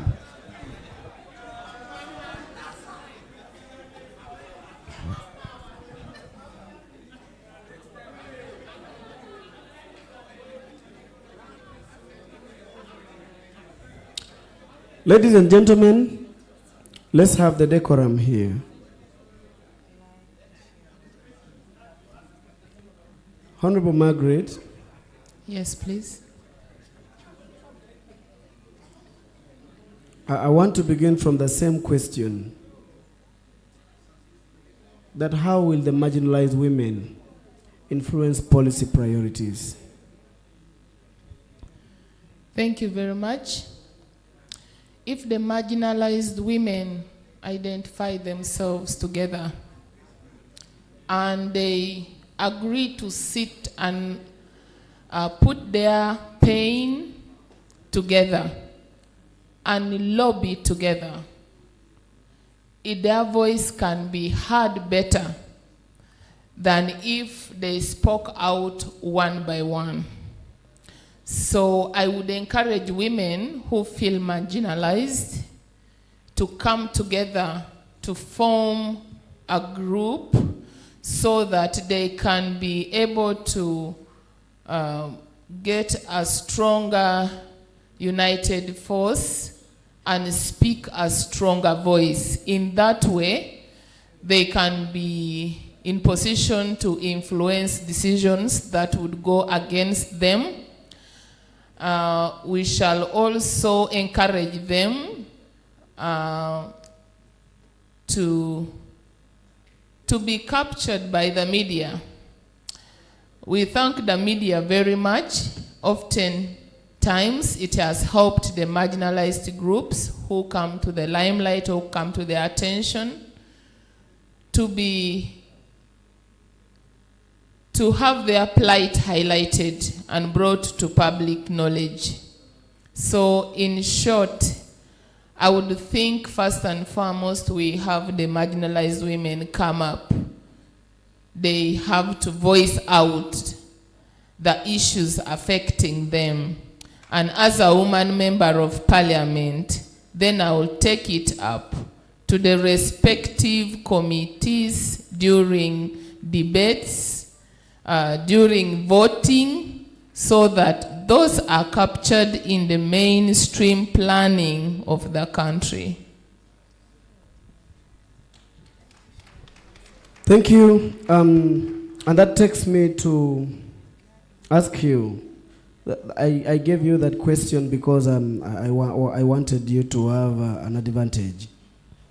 Thank you. From your colleague, since she asked me to pass it.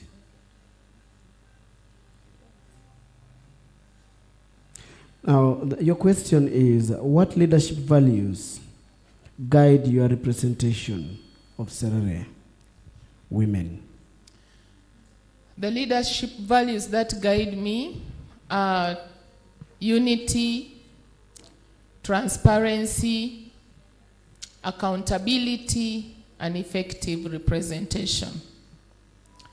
I would like to go to Parliament and carry the voice of a united women in Serere district. That will be my encouragement. That will be what I will echo whenever I have a platform to speak to them. It's better we unite so that we bring out our issues corporately. I would like to offer the leadership that listens to them so that I can accurately capture and articulate what they are going through. When I go to Parliament, in the relevant committee, in the committee that I belong or I find myself, I'll raise the issues. If I am not in the committee that is in position to handle issues that are affecting the women in my district, then I will liaise with other leaders in those specific committees and lobby for the inclusion of the issues that are affecting the women in Serere. I would like to be present in Parliament so that I can raise. When I am absent, then I will lose out on the opportunities that I would have to bring out the issues of the women. So I really want to be transparent as such by bringing to Parliament what their plight is, what their aspirations are. But also the other value is accountability. I would be very keen on how are the women of Serere going to benefit from government programs, from government policies, from the manifesto of the president.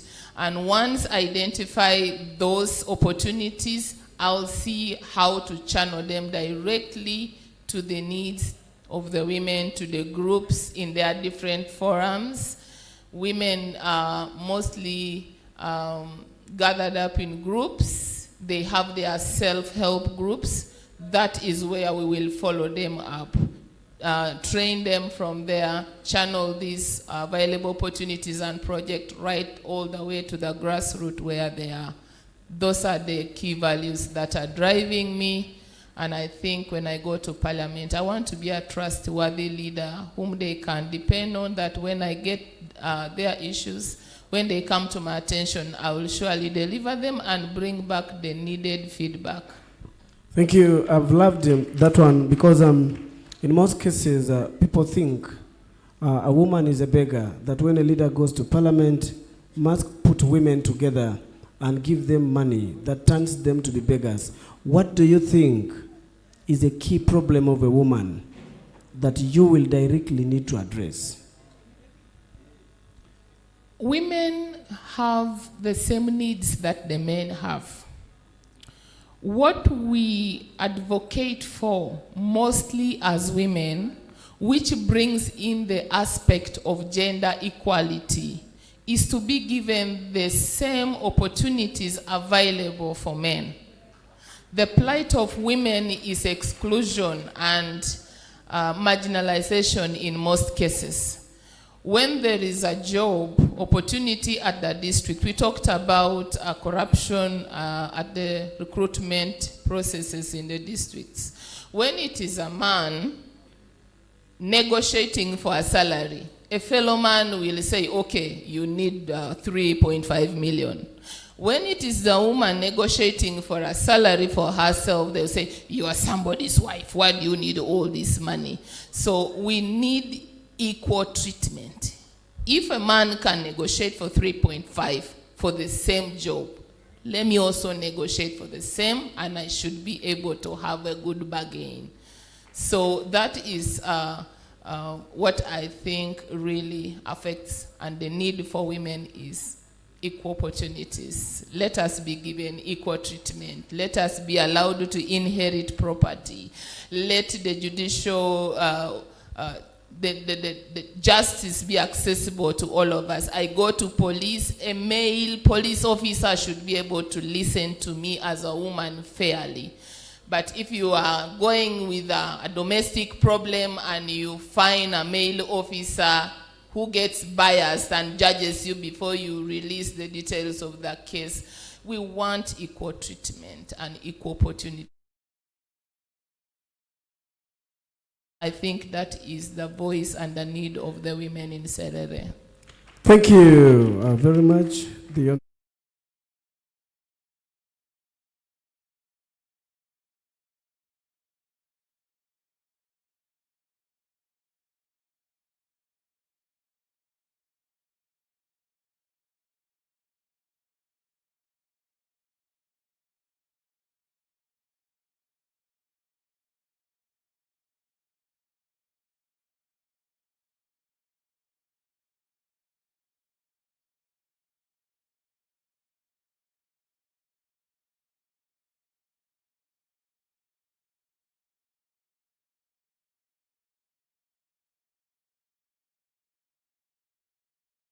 And because of time, you will be free.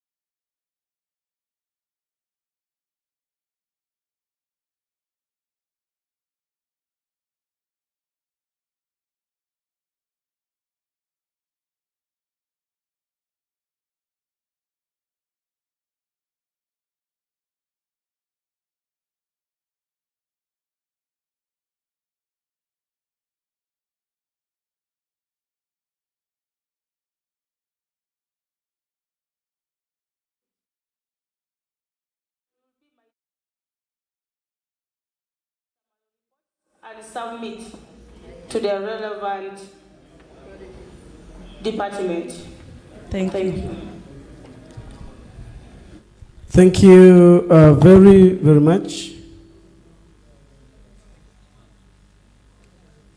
Allow me ask, I think you will be the last candidate, and we shall go to the next session of Crossfire. But before that, we shall be receiving questions from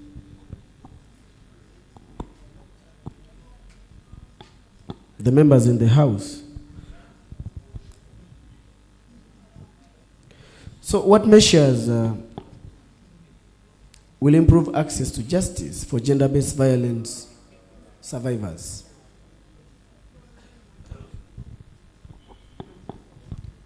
Thank you very much. When you talk about justice in connection with gender-based violence, women are always very, very vulnerable. So as a member of Parliament, how do I intend to handle this? Many women in different communities have always gone through a lot of gender-based violence, but they tend to get away with it. So as a member of Parliament, what do I intend to do?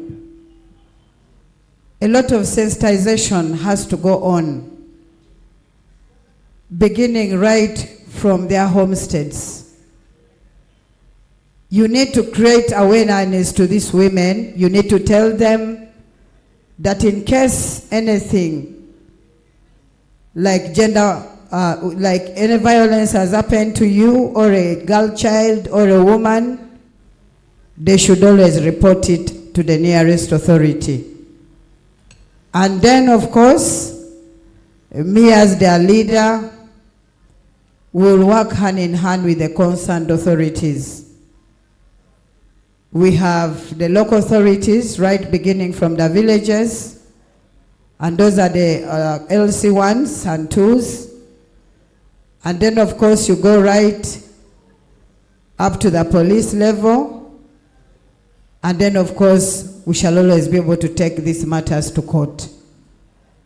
So women have gone through a lot of gender-based violence, but in most cases, they don't know what to do. But I, as a woman member of Parliament I'll always make sure these women are sensitized, and they should know the laws governing them, and they should know how to go about it, and they should also know how to go up, where to take charge of some of these cases. Because when you look at Serere as a district, most of the challenges that women go through is women do not understand their rights as women. So we need to rise up for these women. We, the leaders, the next leaders of the district, so that they get to understand what is required of them to do in case of any kind of that kind of violence. Because most of them, some of the girls, they are raped and they don't know what to do. Some of them, they are actually married off at a tender age, but they still don't know where to go or what to do about this. So the government of Uganda, which I'm going to serve, has already set laws, but these laws need to be implemented and strengthened and taken down up to the grassroots. And thank God the Parliament of Uganda has a budget for that. And that budget is called the Parliament has a budget for the Constitution Parliamentary Development Fund. So this budget takes care of such activities of sensitizing women right from grassroots. So I, as the next woman member of Parliament, I should be able to advocate for these sessions so that women are sensitized right from grassroots up to the national level. Thank you very much. Well,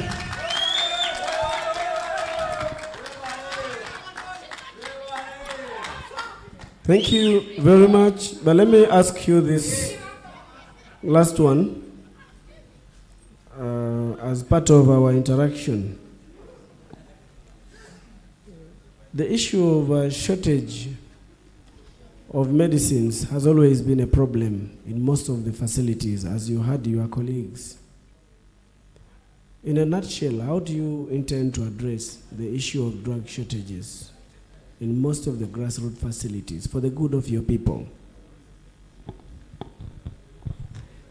Thank you very much, Mr. Moderator. To the best of my knowledge, the African countries, Uganda inclusive, sat in Abuja. And they actually agreed that the health ministry in each country should be allocated 14% of the national budget of that country. But when you come to the Ugandan budget for the Ministry of Health, we have been operating at 6.9%. So the most important thing here, first of all, that we need to advocate for is the increment of the budget of the Ministry of Health. Once the budget has been increased,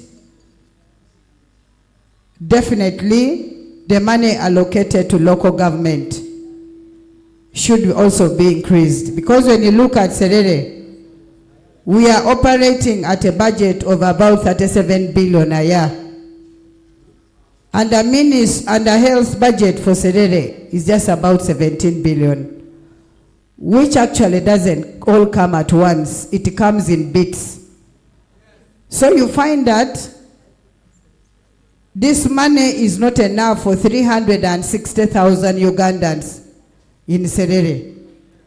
So when I go to Parliament, I need to advocate for the increment of that budget of the Ministry of Health, because once the budget is increased, definitely even Serere shall be able to get more money. But as long as the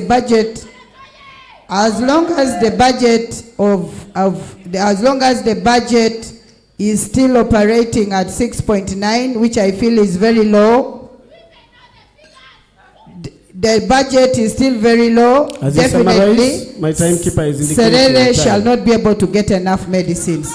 So for us to be able to fight this, the budget has to be increased. For me, that's what I feel. Right from the central government, then down to the local government. Thank you very much. Thank you. And I will hand the microphone to Peterson. We expected the other candidates to join us along the way. Unfortunately, we are almost coming to the end of this debate.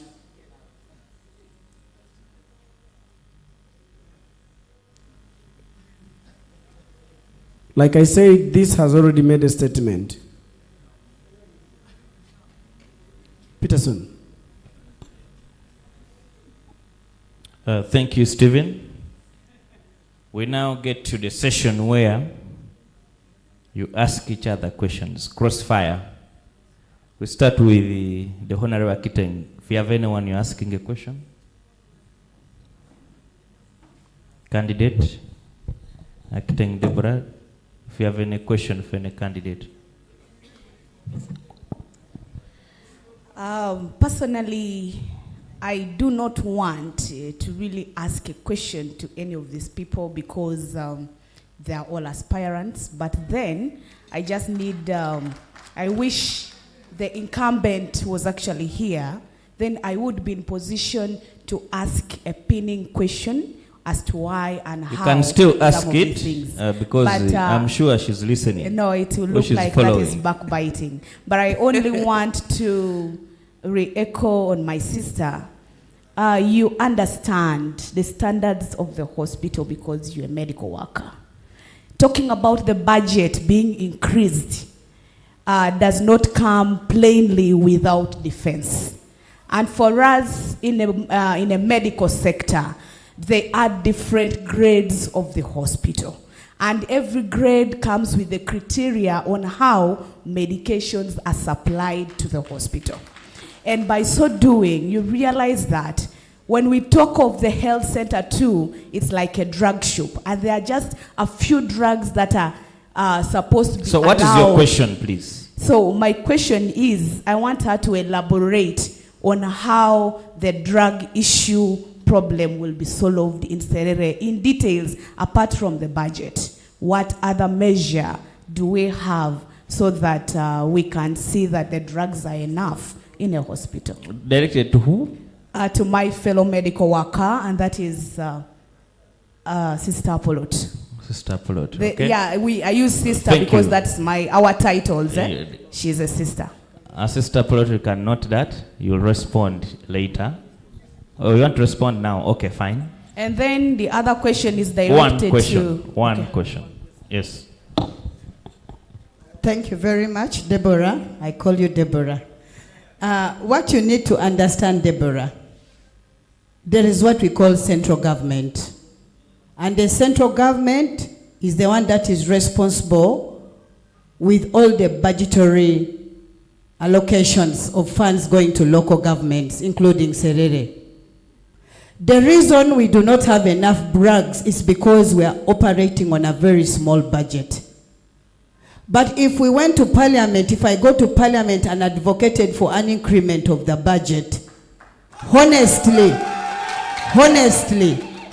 if the money is increased, then definitely the drugs shall be able to come on time, because we get drugs quarterly. After 3 months, we are supposed to get drugs. But you find that the drugs run out and they are not enough for the patients that we have in Serere. So the budget has to come from up. It is not the district that buys drugs. No. Thank you. Thank you. The reason we don't have drugs is because the budget is still small. The budget has to be increased. Thank you. There you are, Sister Apollo. Yeah, you can as well ask if you have any question to ask any of your colleagues. Thank you very much. So because I've been asked a question, I also want to ask. Can I tell so? No, please. Don't listen to the audience. Follow the guidelines. Okay. Honorable Deborah Kiteng, you intend to come into power as a woman representative for Serere. What are you going to do to protect the fishing community across Uganda, especially in Serere, where we are depending on fish for our livelihood and source of income and food? What are you going to do?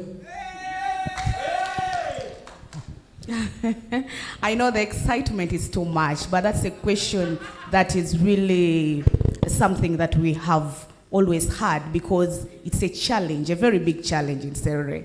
And when you talk about protecting, it's a little bit narrow, because protecting, the laws do protect, but I also want to understand or to tell you that it is not just about protecting, but it's about trying to implement certain measures that favor a common man in the fishing site.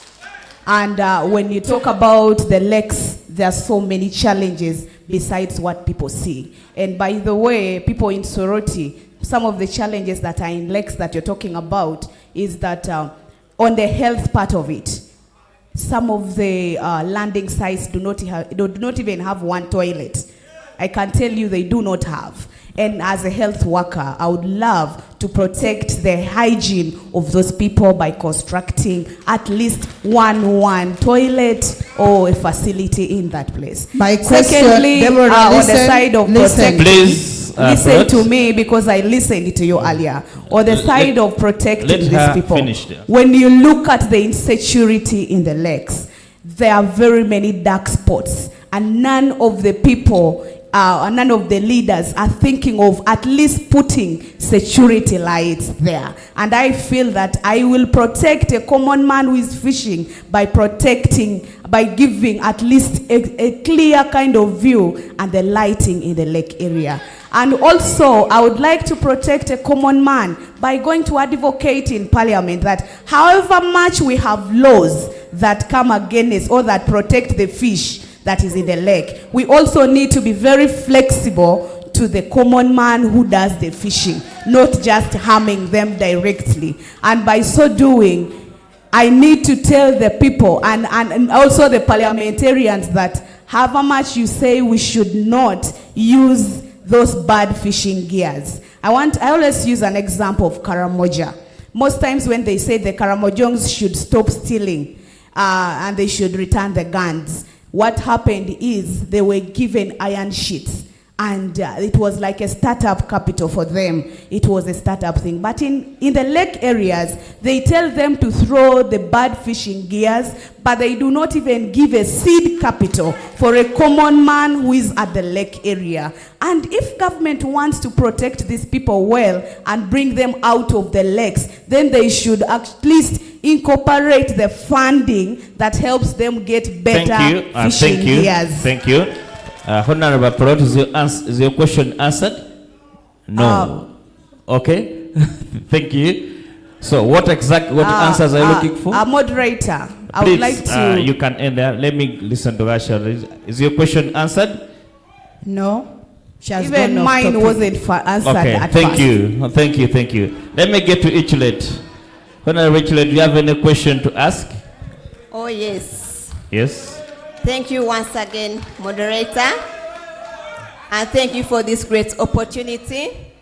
Mine is not a question, but it's just an appreciation to my leaders. Okay, we were looking for questions. Thank you. Give the microphone to... Any question for your colleagues?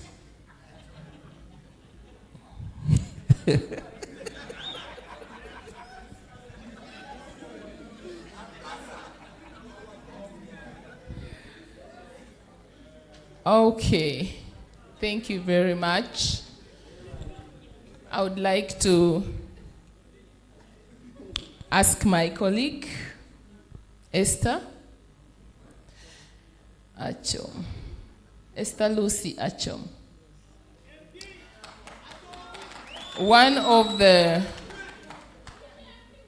actually in Serere district, one of the contentious issues affecting the people is the harsh operation conditions faced by the fishers of Serere district that have resulted to death. What regulations would you put forward to regulate the Fisheries Act so that the fishing community of Serere district does not feel harassed? You are asking a question about implementing the Fisheries Act, which is not a role of a member of parliament. Right? Not implementation. That's what you're asking. Ask again. But that's the question you're asking. I am asking the question. Yes. That one of the issues that the people of Serere are facing are the harsh conditions, operational conditions. As a member of parliament, what regulations would one put forward? Because every law needs to have a regulation. If they are in operation. Okay, thank you. What amendments? Not a regulation, because regulations, that's be not what amendments, because regulations are already there. Thank you. Answer the question. Her concern, in the first place, should go to the incumbent who's not here. Being an accountant, I want to go straight to the point. Because for us who know how to press, to count figures, we don't go and beat the bush. One, as the person who will be feeling pain for the people that survive around the lake, the operations or the other way that I will be able to advocate for them is always to make sure that the law is not really put in the harsh way that harashes them. I will always give them to have authority for the lake.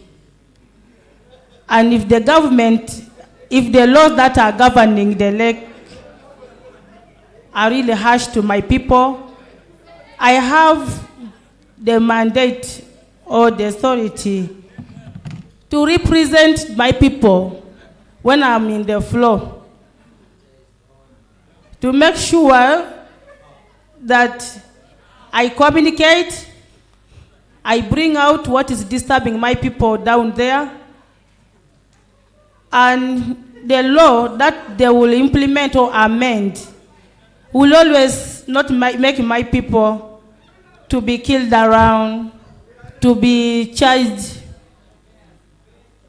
and many more. Have I answered your question? Not quite. Currently, the law is biting the people, and I was guided by our moderator. I withdrew the statement regulations, but what amendments would you propose so that the law works well with the people? Actually, one of the things that I will try to amend, you know, when you go to other countries, there is always a sector, there is always that program, there is always a table that puts funds aside to support the people around the fishing area that will not be able to afford the equipment that the lake may require them to be having. For example, simple loans. I will always advocate for that. These people should be given, whereby they can be returning at a low rate. Let's say, for example, 1%. A fishing person can be able to buy a required boat, required nets, and they go and survive. Thank you. All right. Thank you. That's enough. It's your turn now to ask. I need my sister to respond whether I've answered her properly. No. Serere will judge. That's Serere will judge. Okay. Esther Chom. Candidate Esther Chom. Any question to anyone? No, I just had a burning before when my sister Apollo was responding to my sister Deborah. Yes. That time I had something to implement, to supplement on what she was trying to mean. Because my sister was really trying to argue that the increment in the budget always comes from Parliament or from the ministry. There's no way the head teacher, in the simple way of understanding, there's no way the head teacher can know that the teacher, a classroom teacher, is not having a pen for marking. And there's no way a DO can know that how many boxes of pens does a certain school require. A budget as a process. It starts from down. It starts from a sub-county level, let's say, for example, or a village. And it's based on the demand. It's based on the population of the area. And when the budget is set, when it starts from the village level, it keeps upgrading up to the district level. District level takes up to the ministry. So my sister, I'm just trying to support what Deborah said, that the budget is always based at the village level or sub-county level, and it is the person at the sub-county level that keeps pushing it up to the ministry for us to get, or for them to understand the demand or how Serere needs to increase on the budget for the medicine or for the hospitals to be equipped with the medicines all. Okay, thank you so much. We now want to get to the questions from the audience and online. Excuse me. At that rate, we may not achieve our, we are supposed to end this shortly, but then you still have, because as she will respond, you will have another response. This one, shall take too long. But before you, okay, let me first start with the plot. Thank you very much, Mr. Moderator. You have 1 minute. Yes, I think the question was very clear. That, Susan, what do you intend to do as in to improve on the drug supply or lack of medicine in Serere as a district? Serere as a district does not supply these health centers or these health service, all these health facilities with medicine. The chain of command begins right from Serere and the request goes up to central government, whichever responsible ministry. But I know Minister of Health is responsible. And then, thank you so much. Yeah, so I was responding to them. But the fact is that health facilities draw budgets. Yes. And those budgets are sent up to the DHO. And they go up to? Exactly. Therefore, it is true when they say budgeting starts from the ground. No, because it is the health facility that knows the population of patients that visit there. It is the budget. There is no way Ministry of Health will plan for the population of Serere without Serere sending they actually even send your health worker, that you send, we have more malaria cases. Yeah. We need more malaria drugs. We need this number of vaccines. It comes from but if the budget is and small, that is the starting point. If thank the you. budget is small, there's no way we can have medicine in Serere. Thank you. Yes, you are right. But they also right, budgeting starts from the ground. Thank you so much. We shall not continue with rebuttals because we have so many questions from the audience. We also have online audience. And we have just a few minutes to end this. There's a question here. We'll start with the candidate Esther Chom. What concrete achievements do you have that make you to qualify to be an MP? But I think you answered something of this kind when you asked why are you the best candidate, right? Yeah, but they're asking for achievements. So if you have any achievements, please, you respond to the achievements you have. Well, thank you. As I said earlier, first of all, before I say an achievement that qualifies me to be or to contest as a woman member of parliament, as a chom, I am a very disciplined woman, energetic, and I believe I will drive Serere to the level that people of Serere will need. 2, before I showed up my interest to my people of Serere, as you had my profile,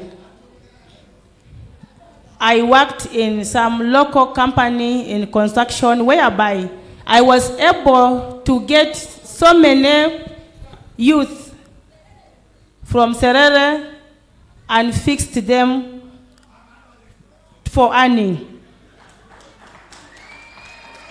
Thank you. There are many questions, but most of the questions have already been dealt with But just to take the record straight, there's a question here. What is the alternative livelihood plan for the people neighboring landing sites in Serere? I think this one has been already handled. What do you have for the Serere people? What do you have for Serere people when voted? These ones were answered. Those were manifesto issues. We gave them time to handle that. What strategies do you intend to use and promote culture, especially on younger girls who are becoming women tomorrow? This was also attended to.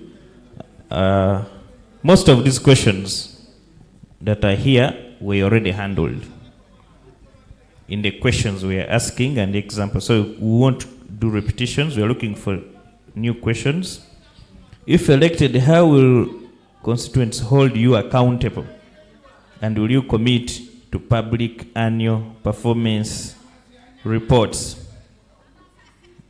Now that this question is for the voters to answer. How they will hold the candidate accountable. That's how it is framed. How will you constitute and hold you because it is now the voters to hold the MP accountable. Again, you're asking an MP how the voters will hold. Doesn't add up a little well. How are you going to deliver utilities to the education people? Now, this is a technical question. This is for the Ministry of Education, not a member of Parliament.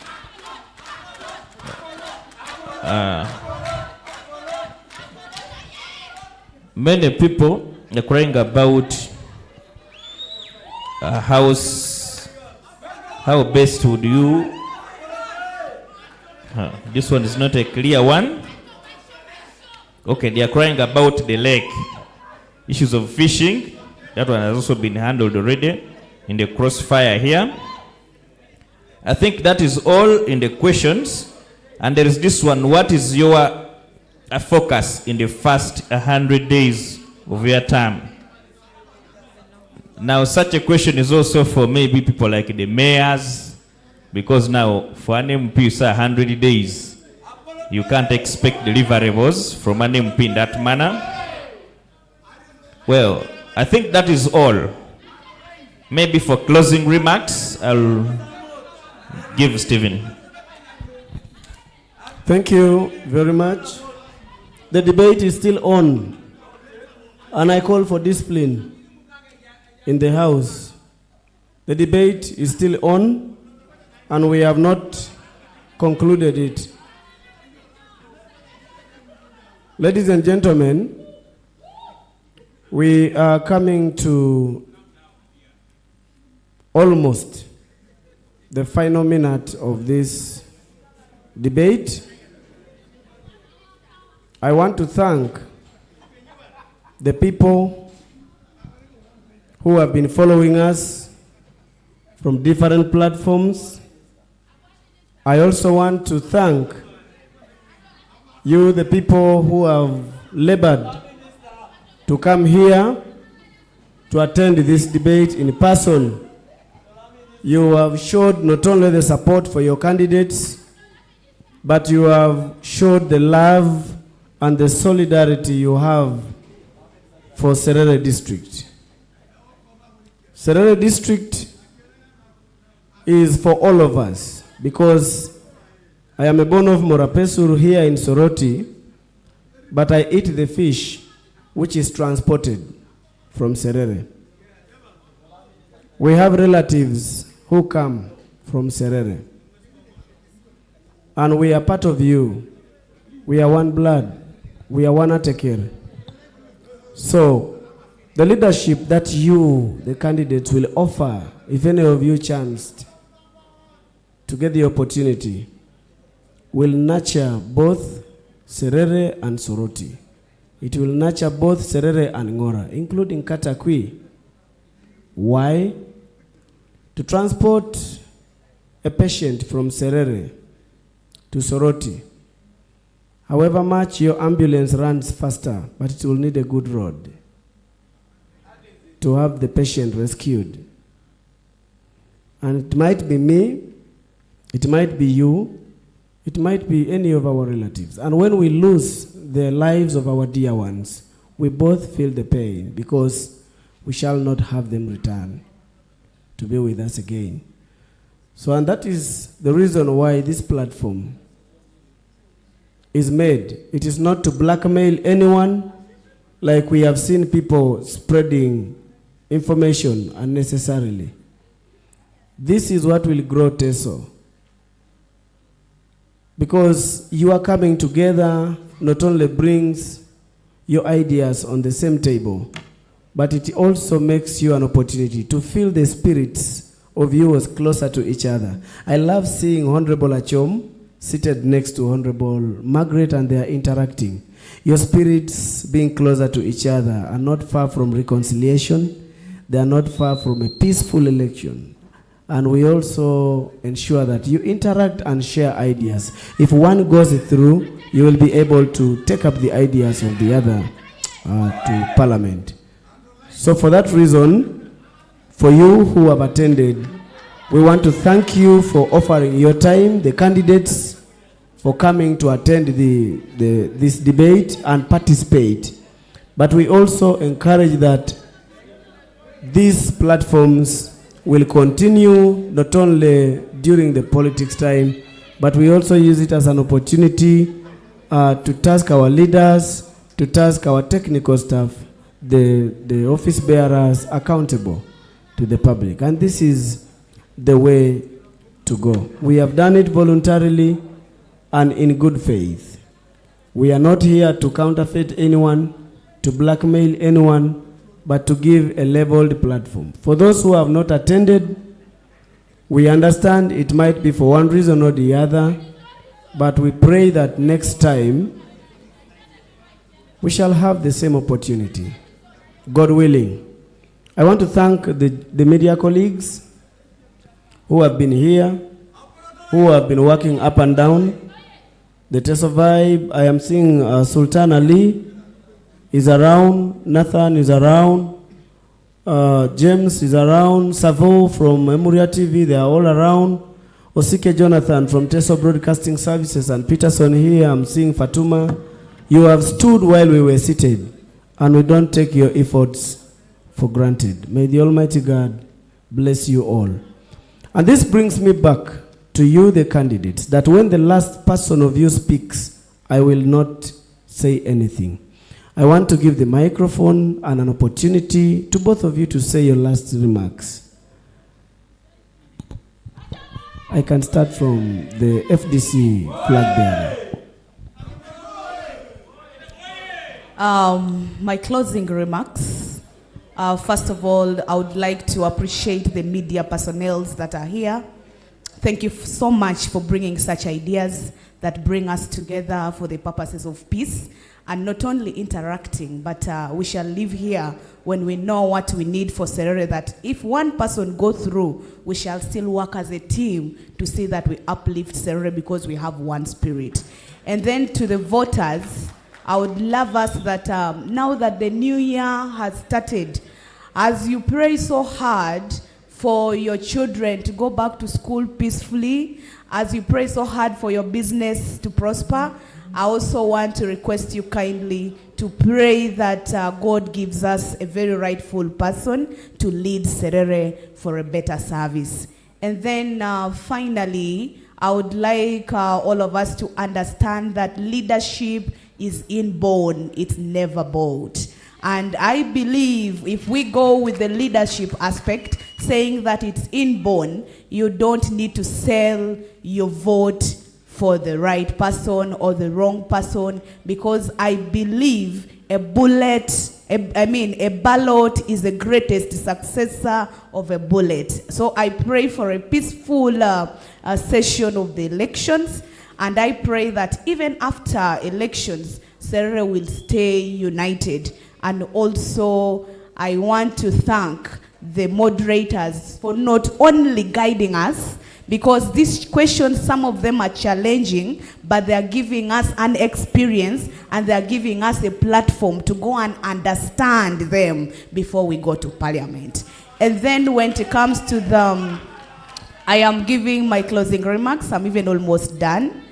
I also want to just finally encourage the media teams that how I wish an MP who is a media personnel also gets into Parliament. I believe that you will be publishing the right information with the quality that the public needs, which is very efficient, because I am also a publicity person, and also being in the medical sector, I want to tell the people of Serere, you will not make a wrong choice. And I pray that God blesses you from wherever you are, that whatever thing that your hands touch, may it be blessed, and have a good night. Thank you so much. Thank you. Thank you very much. Yes, Honorable Chulet, your last words. Can we give her the decorum? Can we give her the decorum? Yes, Honorable Chulet, you are protected. Thank you so very much, the organizing committee, the viewers, and the people around. I thank you for this moment. I don't take it for granted. To my people of Serere, I just have a word of encouragement that we all know that we are left with 6 days to the elections. I encourage you that let love, unity, and development take over this moment. We all know that politics is something that comes once in 5 years, and we politicians, we shall come and go. But your love, unity, and involvement, this period is the most important thing. And I want to encourage my voters that on the 15th, may they make the right decision. They said the ball is in your hand. The leader you choose right now will determine the 5 years of your household, of your children and your grandchildren. And to the viewers outside there, I encourage you that may you pray for us to be protected, because we all know that politics is full of so many things, attacks, but with your protection, with your prayers, we shall be protected. To my political elders, I do respect you, and I don't take this opportunity for granted. It is through you that I am learning to be a leader. Thank you very much. And I encourage one of us that let the 15th of January decide the right leader. They say action is better than words. I beg to submit and have a good night. All of you, I love you so much. Thank you very much for the courageous statement. You've made it loud and clear. Honorable Margaret.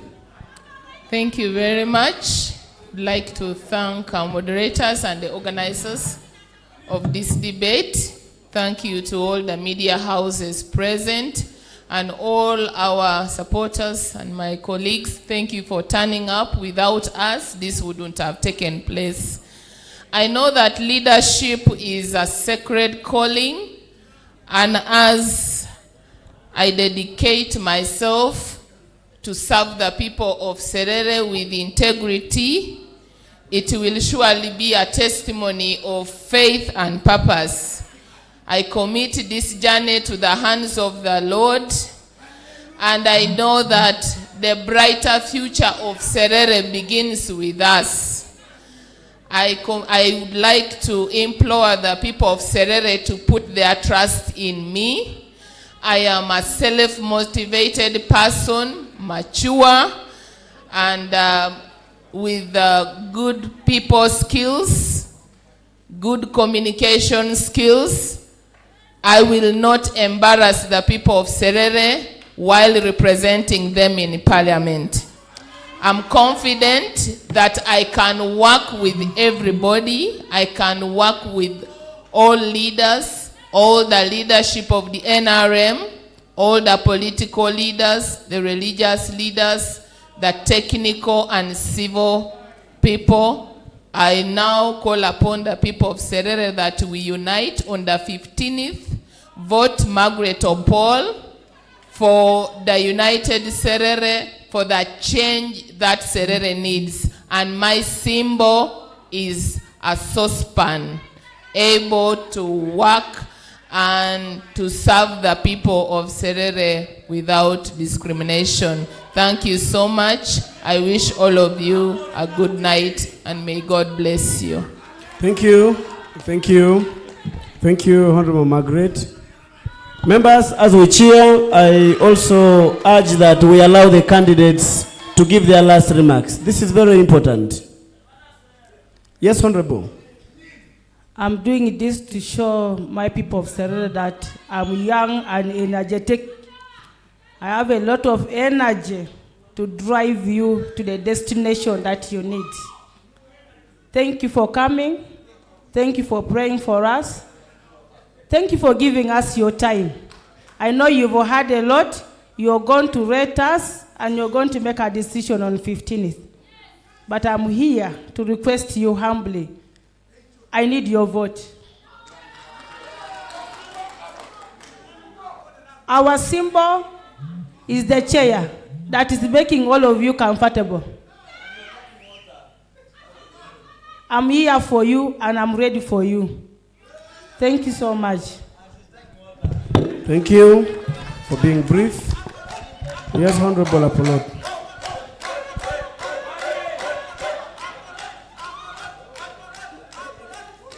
To our dear moderators, thank you so much for organizing this kind of debate. It has been one of its kind that I've seen. And no wonder 2 chairs are empty. This one speaks volumes, but anyhow. And I would also like to thank all the media houses in Soroti and Serere. Thank you so much for doing this good coverage. And then I would also like to thank everyone who has spared their time to come and listen to us. Serere decides on the 15th of January 2026 who is going to be the next woman member of Parliament. We would like to thank all the people of Serere for accommodating us right from the time we started our campaigns. It has been hectic, it has been very stressful and very, very demanding, but we thank God for how far we have come. And my message out there to my sisters, this seat is only for one person. I know we are 7 and it's a hot one. But it's only one person that is going to Parliament, and that is none other than Susan Apollo. So the rest of you need to be very nice to me, because I'll remember you when I reach my father's house. Margaret, remember I told you I'll get you a job at RDC. So, you know that I'm the one who is going to take the district to its destination. So, I'm concluding. Let's conclude. Let's not then, be provocative. lastly, I would also like to request all of us to exhibit good morals. Let's not have abusive language when we are canvassing for votes, because remember we are mothers, and the Uganda of today is looking at all of us. So let's have a peaceful conclusion of our campaign. And at the end of the day, I am here to request the people of Serere out there that this time round, don't exchange your vote for money. 2,000 shillings is not going to change your livelihood. Kindly, please, my people of Serere, utilize your vote accordingly. Choose the right leaders who are going to drive Serere for the next 5 years. Kindly, please, the people of Serere. Okay, kindly, please, the people of Serere. Summaries. May you look into the issue of looking at how we can all put our hands for Serere and improve Serere as a community. My symbol is a pot, and you know what a pot is capable of. A pot is a very humble symbol in our homesteads. All of us use pots for storage of water, and water is life. I want to thank you once again, and we bless God for this day. Thank you very much. Thank you very much. We are almost coming, but wait. there is going to be the big announcement to be made by Peterson. I wanted to lastly appreciate the management of Rhino Camp for always being part of these arrangements, giving us this venue, and they are very nice people. In case you are out there and you're coming to Soroti and you need a place to rest, Rhino Camp is welcome to you in the industry of hospitality. You will get comfort. They have all the drinks and other services that the hotel demands. Ladies and gentlemen, it is unfortunate that we did not receive Honorable Abulo Agnes from the Democratic Front Party, whom we invited, and I hope that she has been watching and enjoying this debate. We also did not have the Honorable Helena Doa, and we have just received the communication that she was unable to attend because she had unavoidable circumstances that made her not to come. We take it in good faith, but we hope that in the continuous engagement of this kind, they will attend. I want to wish all of you a peaceful election, but success to all of you. I know after politics, we shall still have life moving on. What is important is to coexist, and that's why, as the media fraternity of TESO, we call for peace. Nothing but peace in this election. Peterson, the next announcement. Thank you. We shall have a group photo, dear candidates, and the next debate will be Gweri County, and it will be on Friday. Gweri County will be on Friday. Thank you so much. Candidates, we can have a group photo and we call it a day. And MC? Well, thank you very much to those of you who managed to come through to attend this debate. And remember, today we had 5 candidates attending the debate. One of them was Kiteng Deborah of FDC, Ichulet Sandra Noop, Apollo Susan Independent, Margaret Roy Matumo Paul Independent, Achome Salus Independent. Well, we also want to urge you, our audience, to download the One No Africa app. It's an app that champions African content and publications. You can go to Google Play Store and download it and enjoy your browsing experience with One No app. We appreciate you so much, the audience that managed to come through today, the media fraternity that was here. We appreciate you so much. And let's meet again on Friday for another exciting debate, as we'll be having candidates from Gweri County. Good evening and good night. Thank you very much.